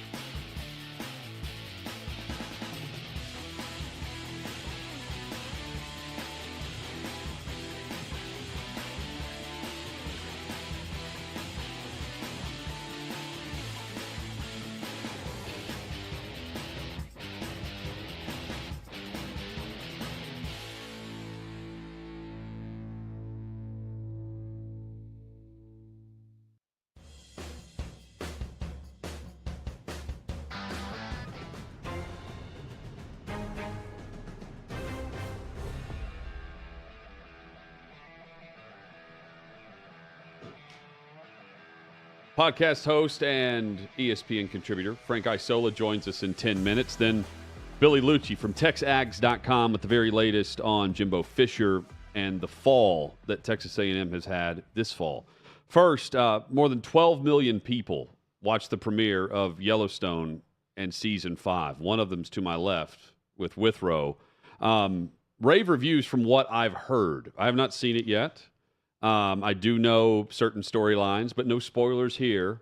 But this is all the rage. And this is it's a great show with a classic storyline, and you've got Costner running everything, which is fantastic. Let me give you a theory on the show's success that I have. New record, by the way. Yeah, the 2 hours were really good, very very entertaining. I've loved the show since the very start. I think I watched the opening night it premiered on Paramount Network, and truly enjoyed it. I think there's a large portion of America that's very underserved when it comes to entertainment options, and this is a show that serves the middle of America in a lot of ways that don't have compelling drama, action-type shows that shows people they feel more in line with, even though we're talking about, possible billionaire ranch owner and family, which isn't like most of America. I also think that there's a large percentage of America that's either very masculine men that can identify with these characters and living on a ranch, and there's another segment of America like myself that's probably been emasculated over the years enough to where I want to be more in touch with a masculine show and a masculine side like you see with a show like this. Like a lot of America, we've softened over the years. Which was Game of Thrones. This is a hard show. Which was, yes. That's what I think. I think that's a big part of the appeal of it. 3 seasons of Game of Thrones. Yeah. Yeah. But now you have Yellowstone that's hitting all of the things that I think you're exactly describing. So much of male-driven drama is aspirational and not necessarily in touch with reality. Yeah. I think this is an aspirational show for men that want to be more masculine or feel more masculine. Is you watch these guys working on a ranch and you think, maybe that could be me. Even if it couldn't be you, you want to think that it could be you. By the way, I know some of you are thinking, oh, this is like next day viewership combined. It's not. This is from 12.1 million live plus same day viewers. So it's not even taking into account those that waited the 24 hours for the stream and then was able to watch it that way. So many watch on Paramount Plus, which is the streamer associated with it. Yeah, it's no Paramount Plus numbers have been included in this. I'll also say this. They do a good job of promoting different things that are on Paramount Plus, and I'm going to be all in on this Sylvester Stallone Tulsa King show. You're trying, because I'll take your recommendation. They did a smart job of right when that show dropped on Sunday night, they dropped Tulsa King on Paramount Plus, so you could go after Yellowstone and start streaming the first episode of that season on Paramount Plus as kind of a companion show to it. I thought they did a good job of telling people exactly where to go to find it. There was a buzz about the premiere because the finale of season 4 ended with 9.3 million, and they debut this with 12.1. Some of the seasonal aspects of that, I'm sure, play a big factor in the 3 million drop and what else is going on. But still, I mean, they have 53% among viewers 18 to 34. Yeah, and I think the formula is interesting with Tulsa King now. You take an action star from the 80s and 90s, Kevin Costner, and put him as the lead in a drama, and it worked. And now you're taking an action star from the 80s and 90s, Sly Stallone, and putting him as an older man in the lead of a drama, and we'll see if it works with that as well. But I think so much of this, I watch it, and it's a great, it's almost like watching House of the Dragon in that it's fantasy in a lot of ways when I look at Montana. We had a chance to have lunch today with someone that lives in Montana, and I told him the same thing. I watched that show and think, I got to get to Montana. That looks amazing to live up there. I think Fisher will take us there if we want to go. Also, I'd probably be terrified at every corner in Montana with what's up there. Coming up, Frank Isola joins us, SiriusXM host and ESPN contributor. Craziness with the Brooklyn Nets. He's got all the details for us and what's to come. We start hour number 3 with that.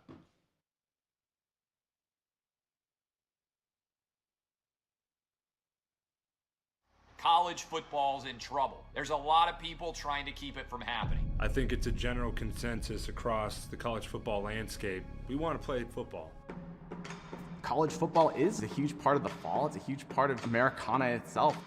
It just really felt like people in the country needed college football to just feel a little sense of normal.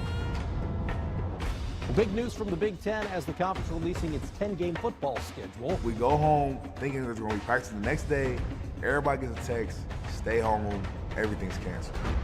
Big Ten fall football season has been canceled. We just believe collectively there's too much uncertainty. I guess what I'm trying to understand, though, Kevin, is that was the same position you had 6 days ago. The Big Ten is an unmitigated disaster. There was a ton of confusion. There was presidents saying one thing, there was coaches saying another. Players had to be silent, coaches had to be silent, ADs had to be silent. People said, how does what you just did make any sense? And nobody really knew what the heck happened when they voted to cancel the season. You make this huge historical announcement, and then Kevin Warren never does a press conference to explain it. It was like a masterclass in how not to handle a crisis. The word really that was lacking in all this is transparency. It felt like a lot of stuff was happening behind closed doors. Even today, we still don't know what occurred. So you don't tell us parents, that's fine, but you're not telling the young men that it affects. We have to make a decision to save the season. What about the history books? What about the rivalry games? What about Paul Bunyan's axe? How is that not going to go to a team this year? This is a failure of epic magnitude. The Big Ten presidents and leaders should be held accountable for the disastrous decisions that they're making. Then the commissioner doubles down, saying his decision will not be revisited. And that's the point. It felt like a war was declared on the Big Ten and Kevin Warren. Everything turned political. Because if this is medical, then you would have stopped the game of football a long time ago. I think the Big Ten leaders will tell you that they probably made a mistake in hindsight. If I had the chance to do it all over last year, I would make the same decisions that we made.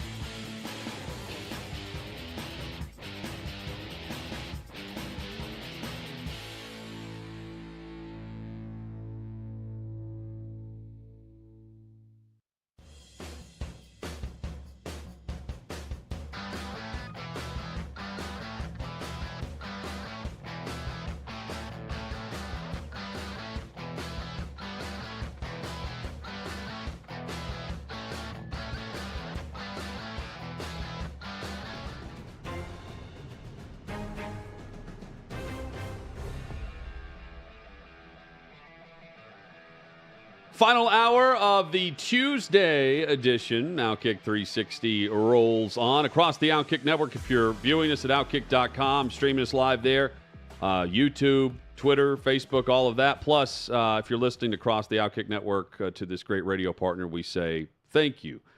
Chad, coming up, we've got Billy Lucci of TexAgs.com, the very latest from College Station, just to figure out like the vibe on the buyout for Jimbo Fisher and whether or not his tune has changed, Billy's has changed on if it's possible they would pay upwards of $90 million. Billy's been very consistent that it's not going to happen. That they're going to have. It's going to take Jimbo Fisher looking in the mirror and changing things. Frank Isola joins us, SiriusXM NBA host, plus one of the best ESPN contributor. Absolutely. Frank, thank you for the time, man. Hope you're well. Good. How you guys doing? Have they built that football stadium in Nashville yet? You know, they haven't, and I can already see it now, even though it's like 6 years away. So maybe we'll see you there. It looks like a hotel when you look at the outside of that thing, the rendering for Either it. that or a Topgolf. Yeah. Well, you got something that we don't have in New York. You have a nice soccer stadium, which is pretty cool. So. Yeah. And maybe we'll get the, championship game or who knows, a Super Bowl. Although it'll be interesting. There's a rule about capacity for a Super Bowl. This one's going to be well below that. It's going to be around 60,000. Usually the big thing for the Super Bowl, it's like the NBA All-Star game. You need a certain amount of hotel rooms. That's why places like Portland hasn't had the All-Star game. The smaller the city, they won't have it there. Yeah, Frank, the craziness with the Brooklyn Nets, and we were covering it on the show this offseason Really? about Craziness with the Brooklyn Nets. Okay. Well, let's start with this. I was surprised Durant came back. And came back with Steve Nash. So how did that all go down to where Durant, who's known for just saying, "Hey, I'm out," came back with the coach he apparently didn't want to play for anymore, and then 7 games in, Nash is no longer there. Why did they start the season with Steve Nash? Well, Kevin Durant coming back was pretty simple. He asked to be traded, and the Nets were smart. They said, "Sure, we'll trade you," and they made it clear they were only going to trade him for a deal that they thought was good for them. So they were asking for the moon. They called the Boston Celtics up, and they're asking for Jason Tatum and Jaylen Brown. The Celtics aren't going to do that. So with no other options left, and remember, Kevin Durant had signed a 4-year extension with the Brooklyn Nets. So it wasn't like he's entering the last year of his contract and they're under pressure to get rid of him. And the one thing about Kevin Durant, who does, he's active on Twitter, he might do some wacky things, but he's going to play hard when he's out there, and he's going to play pretty well. So I think the idea was come back, see if you like it here. Maybe at some point, if you still want to go, we'll let you go. But, it's weird because he had a good relationship with Steve Nash. From what I heard, he kind of just said that as leverage, trying to force their hand. But guess what? Steve Nash ended up getting fired. And then when they asked Kevin Durant about it, he said, "I'm shocked." And I'm thinking, well, how can you say you're shocked when you're the guy that asked for the guy to be out, unless you're shocked that they actually listened to you? Maybe that's what he was shocked by. Well, was Steve Nash really a bad coach, or was this simply a situation that he was never going to be able to win when he took the job with that group? Well, think about this, right? So if you go back 2 years ago, and James Harden had been acquired from the Houston Rockets, and they gave up a lot to get him, and Kyrie Irving was healthy, and Kevin Durant was Kevin Durant, they beat Boston in 5 games. That was a gentleman's sweep. They blow out Milwaukee in games 1 and 2 of the second round. That's the team that goes on to win the championship. Then what happens? James Harden gets hurt. Kyrie Irving got hurt in game 4. And then they end up losing in game 7. And they lost by a toe because Kevin Durant hit a game-tying shot. If his foot is an inch behind the line, they win that game. They play Atlanta. So when they were doing that, winning 6 of their first 7 playoff games, no one was saying Steve Nash was a bad coach. When Steve Nash became a bad coach is when James Harden shows up out of shape and doesn't want to be there anymore. And then Kyrie Irving with the vaccination status is a part-time player, because at first the Nets didn't even want to play in any games. Then they eventually let him back to play the road games, and then Kevin Durant got hurt. Then, yeah, he's not a good coach when he doesn't have his best players. But guess what? That's true of just about every coach in every sport. Frank Isola with us, SiriusXM NBA radio host, ESPN contributor, and much more. Where did it fall apart with Udoka being the head coach after it was assumed that was going to happen? Yeah.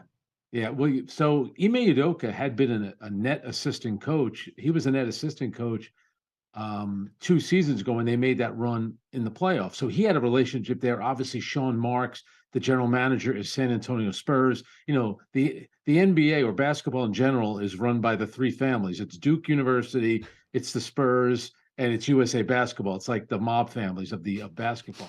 So they had the connection there. But I think when all this Kyrie Irving stuff, number 1, was going down, then all of a sudden they fire Steve Nash and Ime Udoka's name comes up. And I think the league, this is what I believed happened. I don't know it for a fact, but I think the league stepped in and said, hang on a second.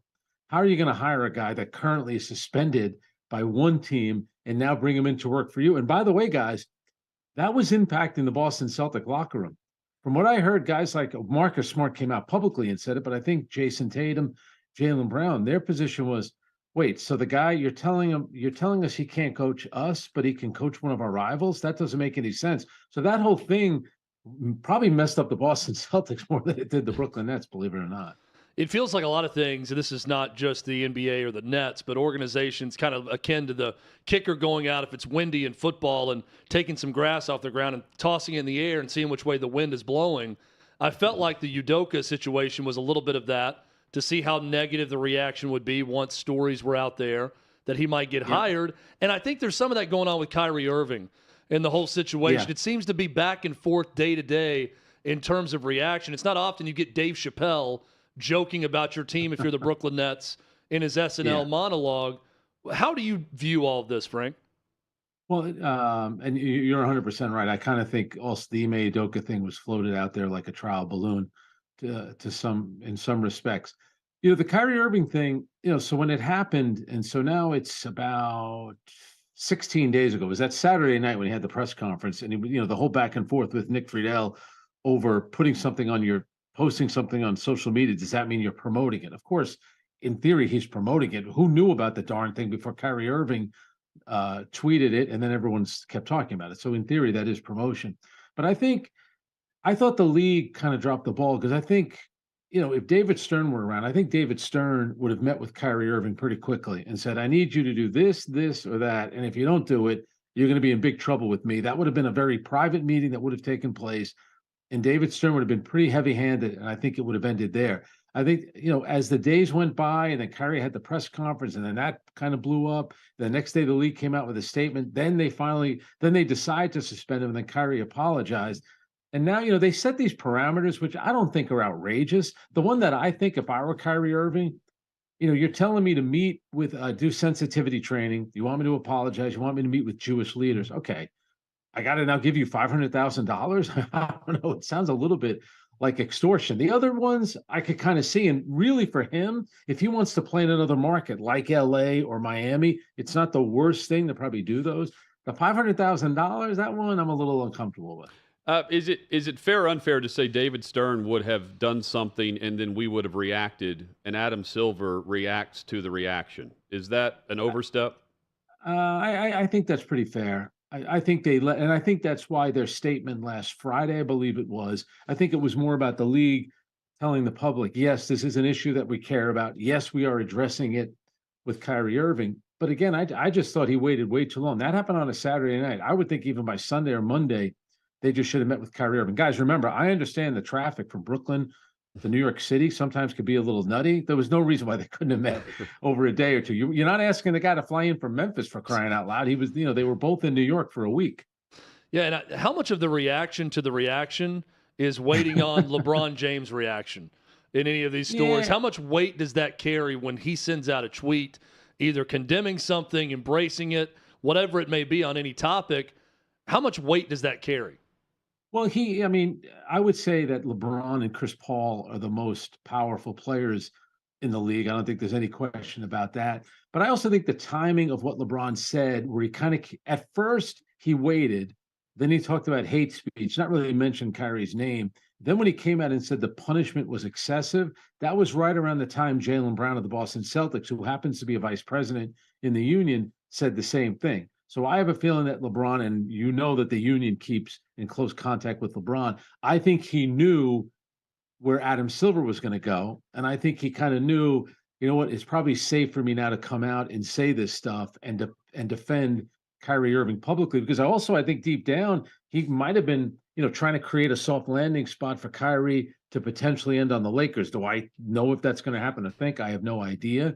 But I think that's, Kyrie wants to go there. I think the Lakers would love nothing more than to trade Russell Westbrook for Kyrie. I'm not saying it's going to happen, but I think part of LeBron, LeBron is like that. There's an agenda to everything. And part of his agenda is getting Kyrie Irving in LA for Russell Westbrook. Well, he certainly made it known too, LeBron has, about the franchise in Vegas that he wants to be a part of. How close are we to that happening in the NBA?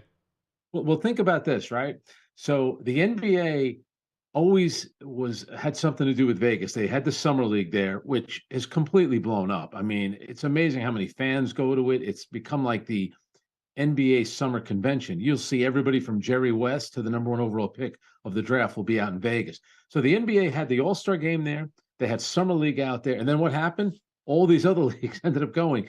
I get it. They have a WNBA team, but to get the hockey team there, and you have obviously football, maybe there's a chance the Oakland A's are going to end up out there. It's going to happen at some point. I don't think there's any question about it. It's so you mentioned, trial balloons before. I think that's kind of what it was. Maybe get other teams in there first, then the NBA will go. And you guys will love this one. If you talk to NBA people, they think whatever NBA team goes there will have an advantage. Because think about it. Let's say you're playing Denver on a Thursday night. By the time the game ends, you fly to Vegas. Maybe the plane lands at 2:30. The town is still open, and maybe you're playing the next night. So coaches, when they're going, it's just like Miami has an advantage. Atlanta has an advantage in the NBA. New York City, there's an advantage. Vegas is going to have an advantage as well. Coaches are going to be having their team stay out in Henderson or somewhere in the suburbs to try to avoid that. Not if they want to keep their jobs. Hey, it'll be like Iverson. Iverson used to just leave whatever he had in the hotel room, on these trips. You go to Vegas, every player's doing that. You know where he went when he played for Philly? He always made the drive to Atlantic City. I would too. That's where he was always hanging. Frank Isola has been our guest. Down the road here, who's the team that you feel like the Lakers? When does the Lakers saga of losing become old for you to continue to discuss on camera? Like, when do you feel like you're repeating the same thing over and over and over, even though I get it, it's LeBron and it's the Lakers, but man, they're really hard to watch. And it looked like LeBron, the way this is going, it reminds me of like the Patriots last year with Brady, where they were winning, but they really weren't that good. They bowed out to the Titans in the wild card round. Like, you felt like it was over. I feel like we're watching LeBron at the end, but LeBron's talking about playing with his son. Yeah. Well, you guys know this. I mean, especially where you guys are located. College football, it's about the season and the games. The NFL, it's the same thing. Every game is meaningful. The NBA, the regular season, is all about drama. What do we talk about in the NBA? We joke around about it on my radio show that I do with Brian Scalabrine. We always say halftime of the first game is when we start talking about the MVP conversation. It's unbelievable how that topic in the NBA starts in October and goes the entire year. And then we talk about who's going to make the All-Star team and then all the drama off the court. The Lakers, because it's the Lakers, it's just like the Boston Celtics, right. The big time traditional franchise. But LeBron he's a compelling guy because he'll always do something or say something that is going to attract people to it. And, people, listen, with him, we praise him a lot as a player. Some of the things that he says could be a little nutty and a little wacky. His TV show, it's always kind of fun to poke fun at that. So he's compelling from that standpoint. But you're right. I did their game on Saturday night on the Yes Network. The Nets played them. That was pretty rough. Listen, Anthony Davis was good, but they got a lot of no-name guys. That's not James. That's not James Worthy and Magic Johnson walking through that door. That's for sure. Not even Kurt Rambis in some instances either. It's more like Smush Parker. Remember when he played? That's what it was like. You just discussing Boston and randomly on the way out here. So you mentioned the players behind the scenes in the locker room there for the Celtics. Like, hey, you're going to let him walk, but he can't coach for us. Do the players there want Udoka to continue to coach there after this year? Like, is the sentiment there like, hey, we want him back, or is it don't let him go for free right now type thing? I'm sure. Yeah, I'm sure it is. But Joe Mazzulla, who by the way came to the team with Brad Stevens, so he's kind of a Brad Stevens guy who's running the organization, where a lot of the assistant coaches still there are Ime Udoka guys. So you have that whole dynamic. I can't imagine he's going to coach the team again after this whole thing. And remember, in that his kind of agreement with the Celtics, if he goes somewhere, they can't ask for compensation. So I think the Celtics are thinking, if somebody else takes him, then we don't have to do a buyout with him. I think the players would want him back. I think the players feel like he probably got railroaded, but I doubt it's going to happen. What's your favorite segment on PTI? I used to like. Well, I like when they did the thing where they did what was it called, role play, where they put the face and then they would act like the guys. I thought I never got to do that with them, but when sometimes they have me dress up, look like an idiot. I just like going down. I like what's fun about it too. I get to go down to DC and spend some time down there, which is fun. Yeah, then the whole crew there is awesome too. 5 good minutes. That's what I would vote for. I like the chats there. And I'll tell you what, Steve Young, who I did it with him last Thursday, he was really good. He was talking about he would be setting in hand signals, but Joe Montana was actually reading Bill Walsh's lips and knew what plays were coming. Think about that. That's how he said that's how good Montana was. Like he knew everything that they really wanted as Bill Walsh is mouthing it. It's pretty cool. These are the stories I'm here for, to hear things like that. This has been terrific, Frank. Thank you so much. Hey, more talk about the Jets or Giants there. You know what? It's really more of a giant town. Okay. Jets fans, so the Jet fans are the ones that will fight you. It's more of a giant town, but everyone's pumped up. I mean, both teams have a winning record. Who would have thunk it? I know, crazy man. Hey, appreciate the time. Love the work, and hopefully we'll have you on down the road. Appreciate it. Thanks, boys. Stay out of trouble in Nashville. We'll right? try. Do our best. It's not Vegas, but it's We're close. at a distillery. We'll try here. Yeah. I'll see you guys. There's Frank Thanks. Isola, Sirius XM, NBA Radio Plus on ESPN. You'll see him on PTI. I need to get Frank down here to try shows. some of these moonshine cherries at some point. No That's doubt. on the desk in front of me. You know who has tried them is Billy Lucci. Billy Lucci, TexAgs.com, frequent contributor to the show as well. He's always nice enough to join us and give us insight from College Station on the Aggies. Just a few things to talk about with the Aggies. Wow. Just a few. What a drop-off. And if not for the 100-yard recovery and return for a touchdown by against Arkansas, we're talking about a 3-win team right now. Billy Lucci from TexAgs joins us next on OutKick 360.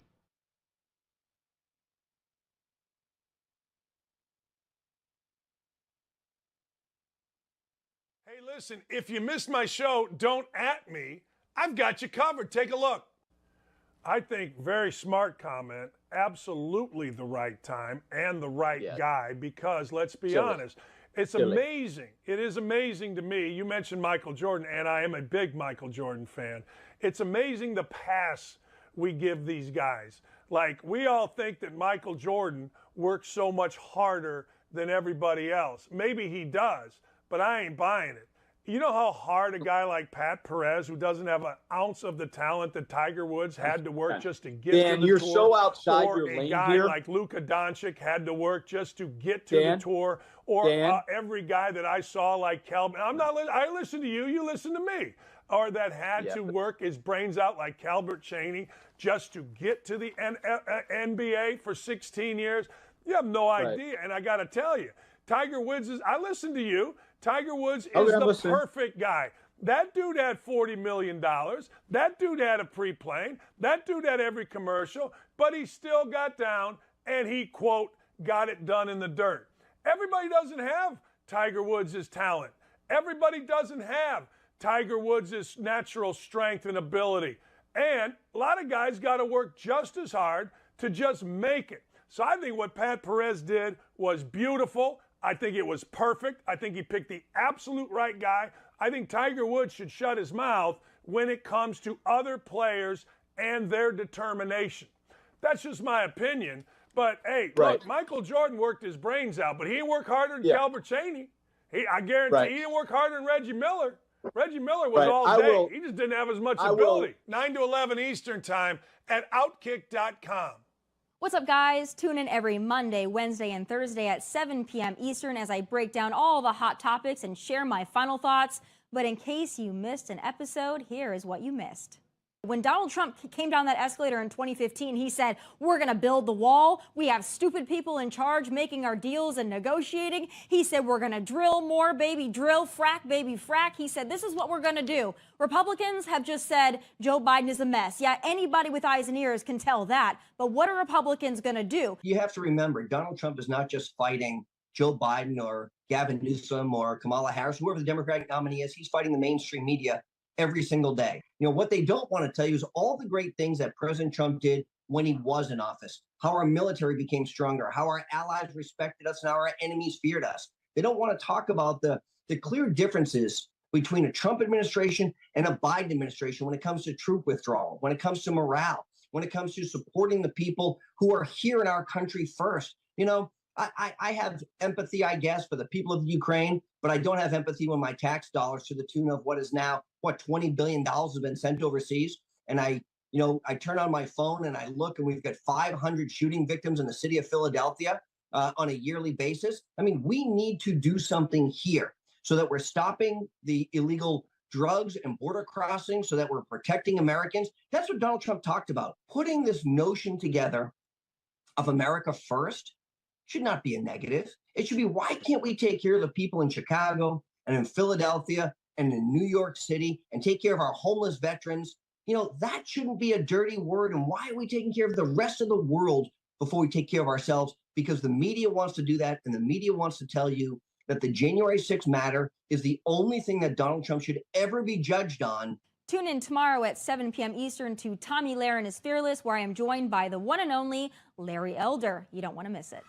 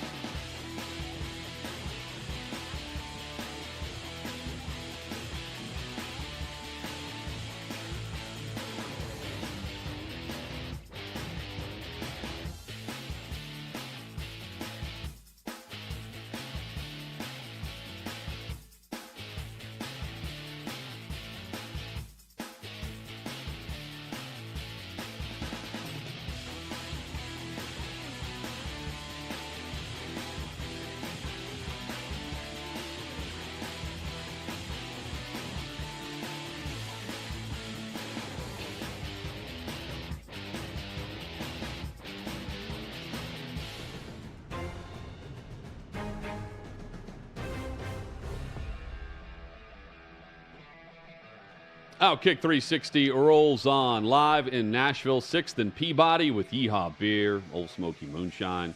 Chad Withrow, I'm Jonathan Hutton, talking football every day, NFL, SEC, and beyond. And it's hard to discuss the SEC and not mention Texas A&M. It was hard during the offseason. We're previewing the 2022 regular season. We're discussing the schedule and, the second best team in the West. And they high accolades no matter where you look. And now, it's really stunning that they've gone 12 straight games, Chad, A&M. We mentioned this earlier. 12 straight games in FBS without scoring 30 points or more. And you've got, a situation where they open the season 6th in the country, and they currently are not going to a bowl game. That's official after the loss to Auburn. Billy Lucci, always kind enough to join us, owner of TexAgs.com, and let's face it, he could be the mayor, governor, however you want to describe it, any office he would like to hold. He's the man guy. Could hold he it. Is the man. That's right. And stories for days. We always get a great story. We'll ask him one at the end of this. But the story in College Station are the Aggies and the lack of production. Billy, how are you, man? I'm good. I wish I was in Tennessee right now. That sounds pretty amazing, especially if y'all give me some of that moonshine. We'll send you some, man. We've got some moonshine here for you, Billy. Whenever you're ready, Absolutely. man. Come around. Our town is your town when you come in. Yeah, we owe you a lot more than that. Hey, so we were mentioning this earlier. We felt like last time you joined us, the buyout, it wasn't going to happen, right? Has anything changed in regards to that since the last time you joined us, which was roughly a month ago? No, I don't think nothing's changed. Here's the thing on the buyout, and everybody keeps throwing out that 80-something million, right? It's also north of 100 million when you think of staff. It's not just Jimbo that would go. That buyout is right now, today, would be north of $100 million. And does A&M have that kind of money? Yes and no. This myth that there are donors that are going to cut a big check and hand it to a guy, they're way more likely, and in fact, it's what's going on from some of the mega donors that I talk to and consider friends, is they're asking Jimbo or Ross Bjork, like saying, what do we need to do to help get Jimbo through this and to the other side? because they recognize the situation with the contract, and they understand that is a mountain too tall to clear. Because say you're one of these multi-hundred million billionaire types, you're not going to give. I mean, you're not going to give Jimbo. Somebody's not going to step up and go, yeah, I'll give this guy $40 million to go live in West Virginia and do nothing. They don't get rich that way. And they will give $20 million, $25 million to A&M's football facilities. They will throw support at Jimbo Fisher or Kevin Sumlin or Mike Sherman or Dennis Franchione or R.C. Sloan, whoever is sitting in that chair. When they're not going to be sitting in that chair anymore, it makes it they're a lot less inclined to just hand somebody that much money that's going away and is no longer going to be working at Texas A&M. So, no, I haven't heard anything going that way. And in fact, I've heard the exact opposite from some people that really do have power around here, which is, what do we need to do to help? What needs to happen to facilitate the necessary changes, to get us, meaning Texas A&M and you, Jimbo Fisher, out of this? To call it a rut, I think would be an understatement, right? You guys mentioned it's 12 games. Here's my thing. From the point where Jimbo held up the Orange Bowl trophy and said, we ain't done yet, which Aggies loved, and I loved it too. I want the A&M football coach, basketball coach, baseball coach, whether it's Buzz, whether it's Slosh, to stand up there and say, we're here. And it's the mindset that Texas A&M embraces and likes. I'm not saying take back the quote, but live up to it when you say it. And since that time, A&M, if I'm not mistaken, is sitting at 11-11. If I'm not wrong, right? 12 games last year, 10 this year. Yeah, they're 11-11 since that time. 8-4 and 3-7. So it has been a rough skid. And out of that 11-11 are wins over Colorado, New Mexico, Sam Houston. So you can really almost go 8-11 in games that matter since that point in time. So they have hit a pretty big skid. You start looking at those numbers, and they look like, almost like what Dan Mullen was doing at Florida down the stretch, where I was sitting here in College Station going, golly, people are on Jimbo. Look what Mullen's doing over here. Their numbers look a lot like what Steve Sarkisian's done in Austin. I do want to throw that out there because I've been hearing it from Longhorns. And unfortunately, the Aggies and Longhorns right now are in a big, giant mid-off, literally mid-off, sitting at 11-11 each since the start of last season. They're down. We're down bad here in Texas, unless you're a fan of the team in purple up in Fort Worth, who's rolling. So, Billy, I'm going to throw this scenario at you because I've talked about this on the show a little bit. Let's say that I'm one of these mega donors at A&M, and someone from the football program, could be Jimbo Fisher or someone else, comes in and says, hey, we're going to need $5 million in our collective, to help maintain this great recruiting class we had last year, to see that a lot of these guys don't transfer away. And this is going to go on at every major program in the country this offseason in terms of transfer. And you've got 85 free agents every single year turning over that could leave your program. But if I'm one of these donors, I'm coming back and saying, I don't really love the return on investment that's going on right now with this recruiting class. What I will do is give $5 million to hire the best offensive coordinator in America to help revamp this offense and have a quick change a year from now where the talent is there, and let's start doing something on offense. But that would require Jimbo Fisher relinquishing the offense to an offensive coordinator. What do you think about that scenario with donors? I think that's already happened to a degree. Now, fortunately, there's plenty that are going to do the work on the collective side as well. But I think there's people have stepped up and said, hey, that's what I meant earlier when I said, we'll do what we have to do. And there's a couple of them in particular that will say, hey, whatever the coaching change side of this is, we can do that. But it's interesting because do donors need to do that at a place like Texas A&M, or can that be handled within the department, athletic department funds to hire and make changes within the staff outside of the buyout of $87 million or something? And then do you say, however you can say it legally, because the school's not supposed to say it, or somehow does that message go, great thought, but we don't need it in terms of making a coaching change, in terms of, assistants or OC in particular. Why don't we use that? That money would be better spent over here in terms of the collective. So I think those type conversations are probably had, not just at A&M, but everywhere. But in the case of the coordinator thing, I don't think there's any doubt that Jimbo has to do that. I think he will. The question is, his words across the street at this press conference every week do not inspire any level of thinking that he thinks there's anything really wrong with what they're trying to do offensively. And it's more so the execution. That bothers me when I listen to it, but I also know enough behind the scenes that I do think there's going to be a significant change in the direction of this offense moving forward. And I do think it's going to be Jimbo's decision. And by his decision, I think he's going to make that decision and decide he needs to take it in a new direction.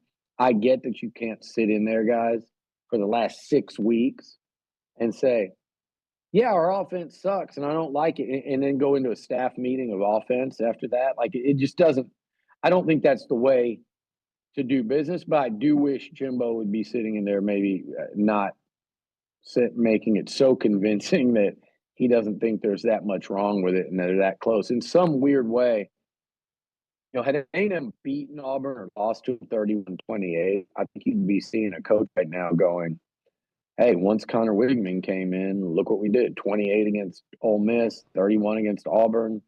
Told you this thing works. And it's not. It can, even if that were the case, it can be so much better.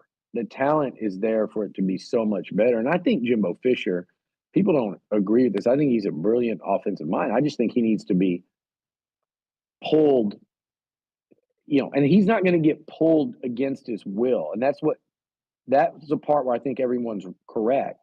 He is dug in, and he's not going to be pulled against his will. That's why you let him make the hire.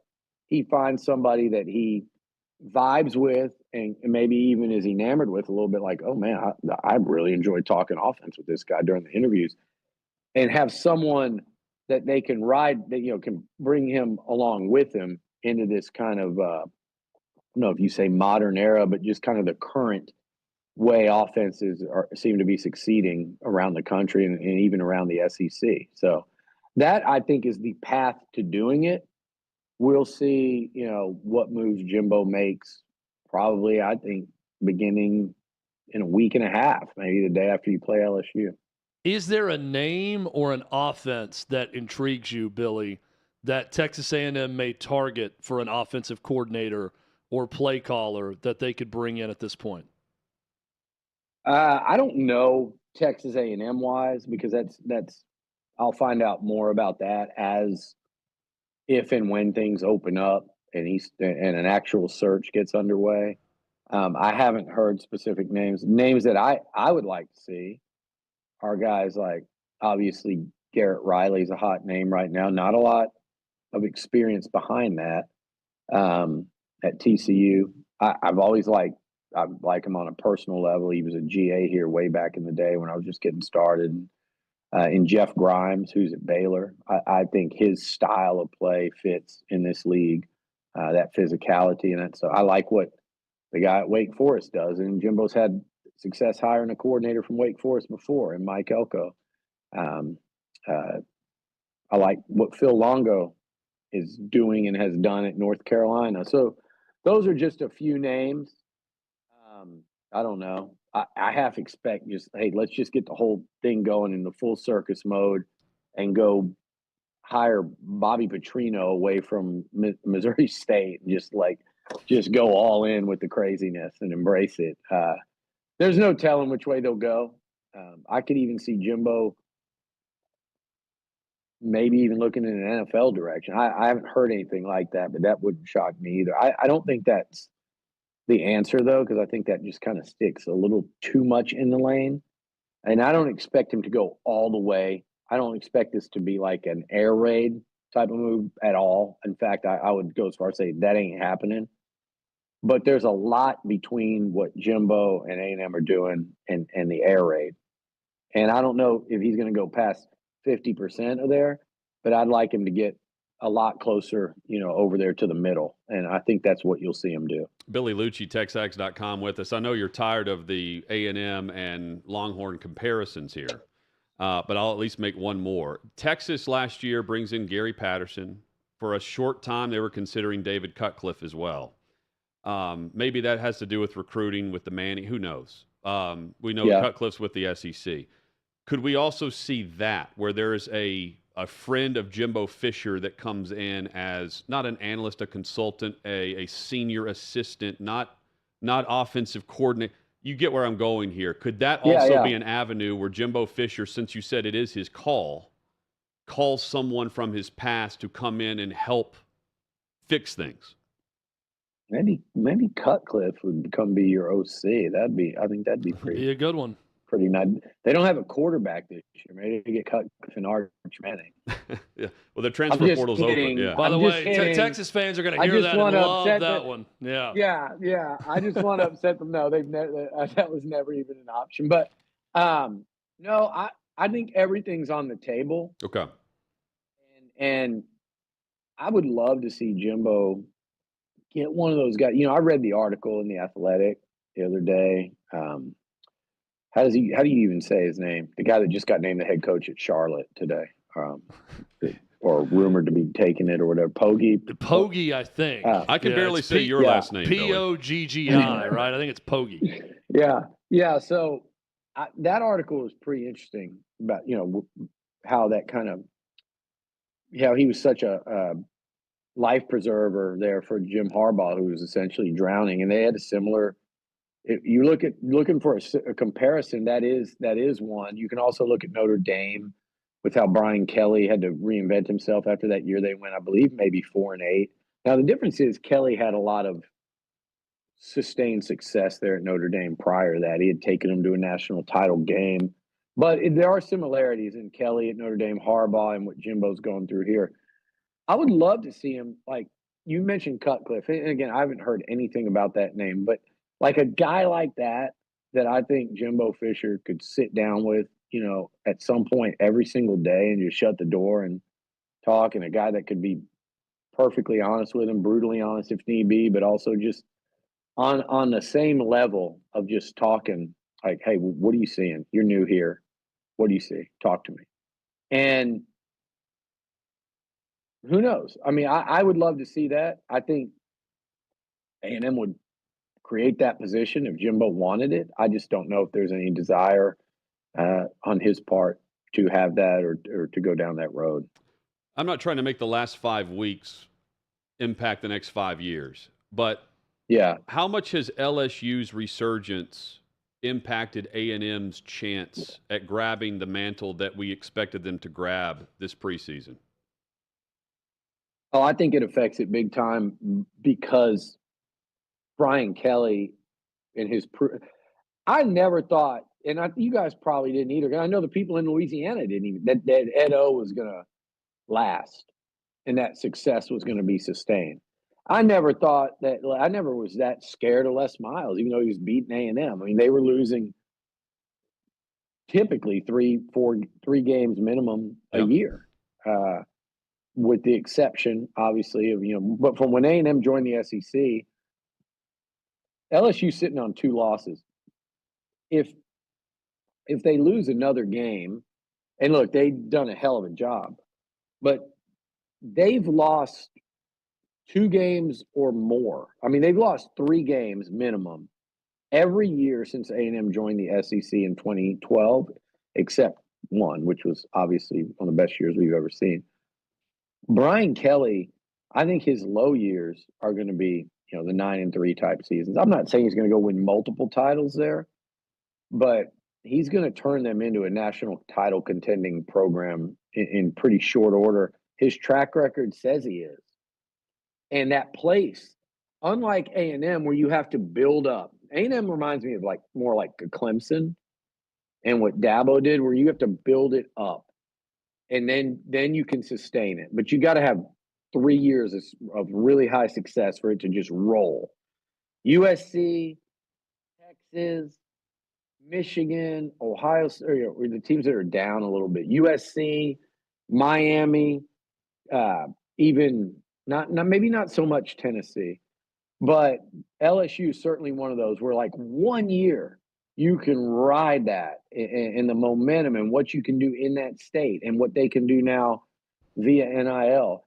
People want LSU to be good. Recruits want them to be good. So for it to hit the way it has in year one, especially after losing 2 games, and for Kelly to do that in the year that this, if you're an Aggie fan, you go, if Texas A&M was 80% of what not just people here in College Station, but all around the country thought they were going to be.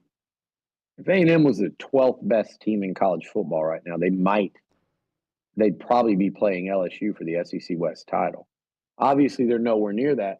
But if they were preseason number 6, if they were the 12th best team this year, because the teams they've played have not been that good. And they came 2 yards from beating Alabama. And part of that was they didn't have to play the Heisman Trophy winner. It was one of the biggest breaks of all time. If this was a top 15 team or so, they're probably sitting at 9-1 or 8-2 right now. And that's a shame. That's such a wasted opportunity for this program. And here's the thing now. You missed your window. You can get back in the window, but now you got company because LSU is not going anywhere. So that's what I would say the last 5 weeks have meant, is you could have kept your momentum rolling and said, oh, man, it sucks that you guys are here, but I guess you can be here with us. Now A&M's got to climb back up and kick that door in again. I don't think LSU necessarily keeps A&M from doing that, but the Aggies had such a head start there that they let just completely get away from them. So, fortunately for them, neither Oklahoma nor Texas are taking advantage of this either. Billy, last thing for you. Please tell me that Moose Muhammad was not benched because he decided to wear sleeves, and that's the only reason that he didn't play on Saturday night. Are you serious? I think he was. Yeah. Yeah, I mean, he tweeted it. He said it. And I heard that during the game. Someone texted it to me. I didn't even believe it. Was there an outburst associated with it? I keep thinking there has to be more of a backstory to where there was like an outward defiant attitude the week of or going into it, and then he came out in the sleeves and there was a fight. But it was just as simple as he wanted to wear sleeves and he couldn't. To the best of my knowledge, and I could be wrong on some small detail here, but I've asked a lot of people, and it sounded like in pregame, I don't know if that was in the locker room or if that was out there on the field, the skill guys were told, hey, no sleeves out here tonight. I think it had to do with the weather. I think Moose had fumbled or muffed a punt against South Carolina with them. And it's kind of been a thing that Jimbo has done at times, dating back. I've talked to somebody that's been with him since his days at Florida State. And he said, no sleeves. And I think it's ball security related for the skill guys. And all of them, I don't know who had them on and took them off or who already didn't have them, but none of them wore sleeves. And he refused. He said it on his own Twitter. He thought it helped him for protection and performance purposes, and he wasn't going to play without them. And I got a lot of questions like, why is he still on the sideline? I think it was as simple as I did hear from some people that observed it, and I think he was on the opening kickoff or something, and there was a confrontation on the sideline about it between he and Jimbo and receivers coach James Coley. I know a couple players, at least a couple, that went up and were kind of imploring him to take him off. He didn't want to take him off. I think if he'd have taken him off after one drive or two or in the third quarter or whenever, as soon as he took him off, I don't know this, but I'm pretty sure that was why he was out there. As soon as he took him off, he could go out there and play. I just felt like the whole thing is such a distraction. The camera keeps cutting over there, and you just didn't want to explain any of it to the booth. So TV could have just said, what it was. And I get that Jimbo's trying to keep things in-house, but to not address it yesterday in a presser when the kids got it out on Twitter, you're not protecting him from anything. And I think it's just, hey, I'm the head coach. I'm going to discipline my team. My decision for ball security purposes was I didn't want them wearing sleeves in that condition. He decided he didn't want to take them off. He's not going to play with them. That's my decision.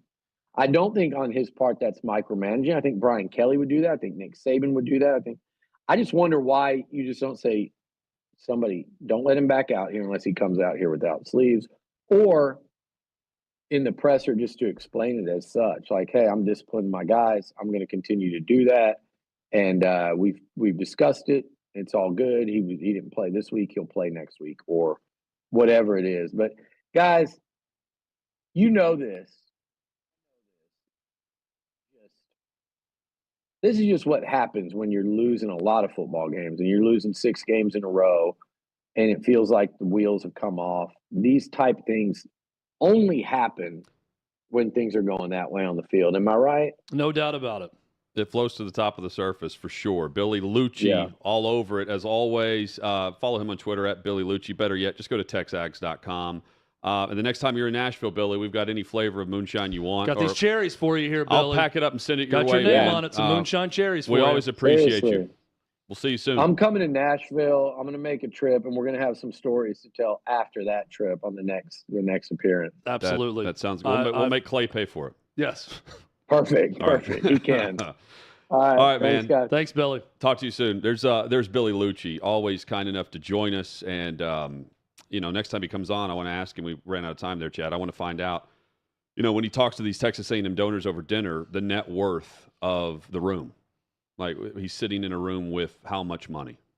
Because I think it would blow your mind with the oil money that he talks to there. Not to name drop here, but I'll always remember ahead. Billy introducing me to Johnny Football, Johnny Manziel on the sideline with A&M driving to beat Bama in that moment. And Manziel looking at me say, hey, man, great to meet you. I'm going to check this out, though, right now. I'm like, Johnny, you got better things. Don't worry about it, man. I am not important right now. You get back to watching your Aggies knock off number 1 Alabama. This is OutKick 360.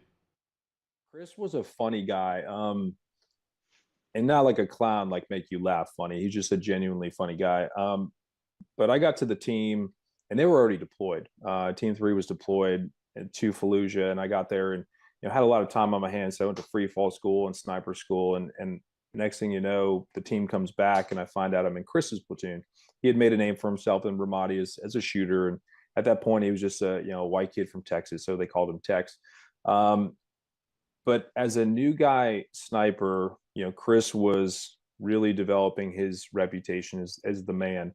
And if you've ever worked on a team with somebody who knows everything, like Chris was that guy. When it came to sniping, if it came time to do like diving, Chris wasn't there. He didn't like to dive and go underwater and do that whole C component of SEAL.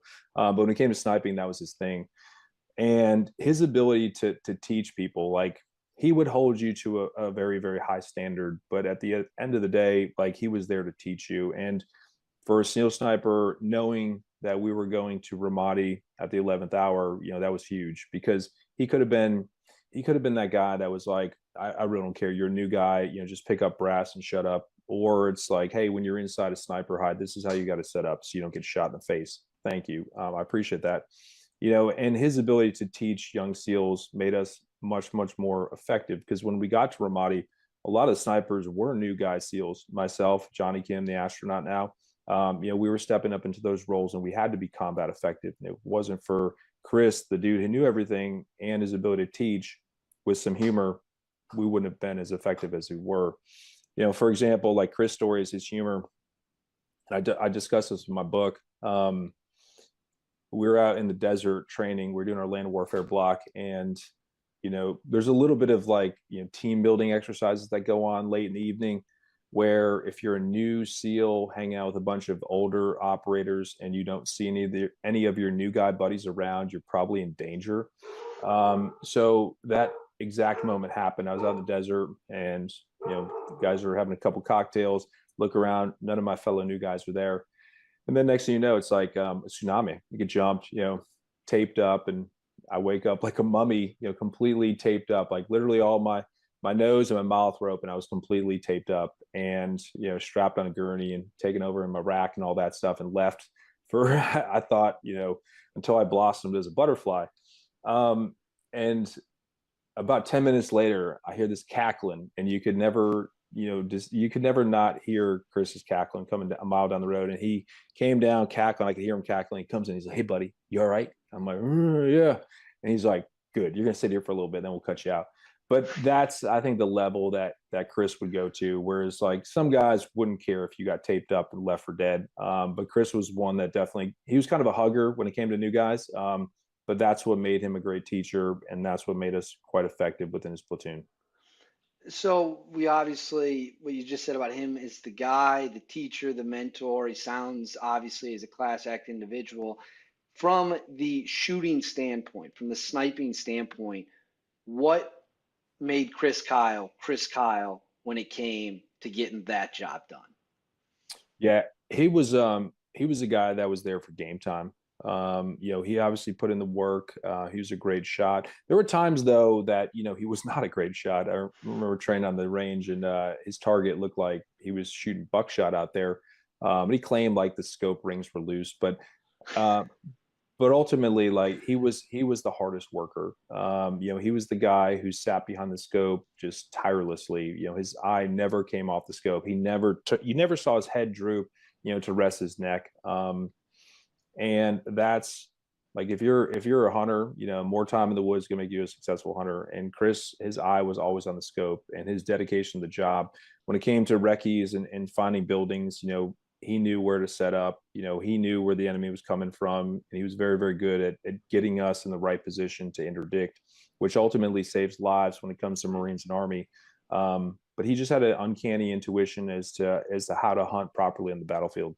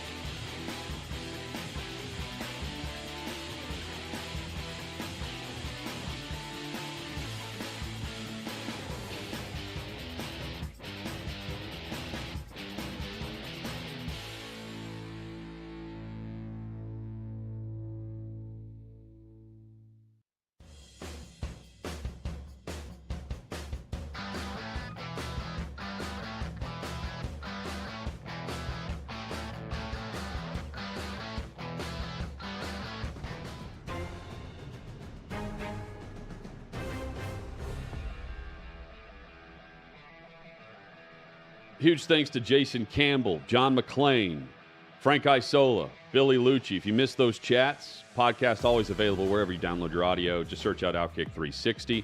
Tonight, Chad, college football playoff rankings will be announced. That's a little bit later than usual. I think it's at 8 o'clock Central, 9 Eastern, around there at halftime of the Tuesday night tip-off on ESPN. Champions Classic. It's Kentucky, Michigan State tonight. Thank you. Expectations about the same? Yeah, the only change is going to be Oregon falling after the loss. We'll see USC move up. USC will move up slightly. UCLA will fall after their loss to Arizona. But I think 1 through 5 will remain exactly the same. Any chance that TCU could bump up ahead of Michigan? No. Well, no. I think that would be the one surprise that I've thought of based on how they won against Texas, not scoring more than 30 and doing it the Texas way. I know TCU's defense was good. Point being, We haven't seen that type of performance and have them win. It's been a fourth quarter If comeback. Michigan didn't just utterly dominate Nebraska, I think maybe, but they won like 34-3 or something was the final. So that was utterly embarrassing. Brent on the YouTube chat says, Billy Lucci seems like the guy I would definitely drink a beer with. I responded and said, Hutton and I, having drank beers with Billy Lucci, can confirm. Hell of a guy to have a beer with. And amazingly I would cool. advise you doing so. Hey, enjoy the sports evening. We'll recap the college football playoff rankings tomorrow. Plenty of college football discussion to set up the weekend as well. Hope you'll join us for OutKick 360 across the OutKick network.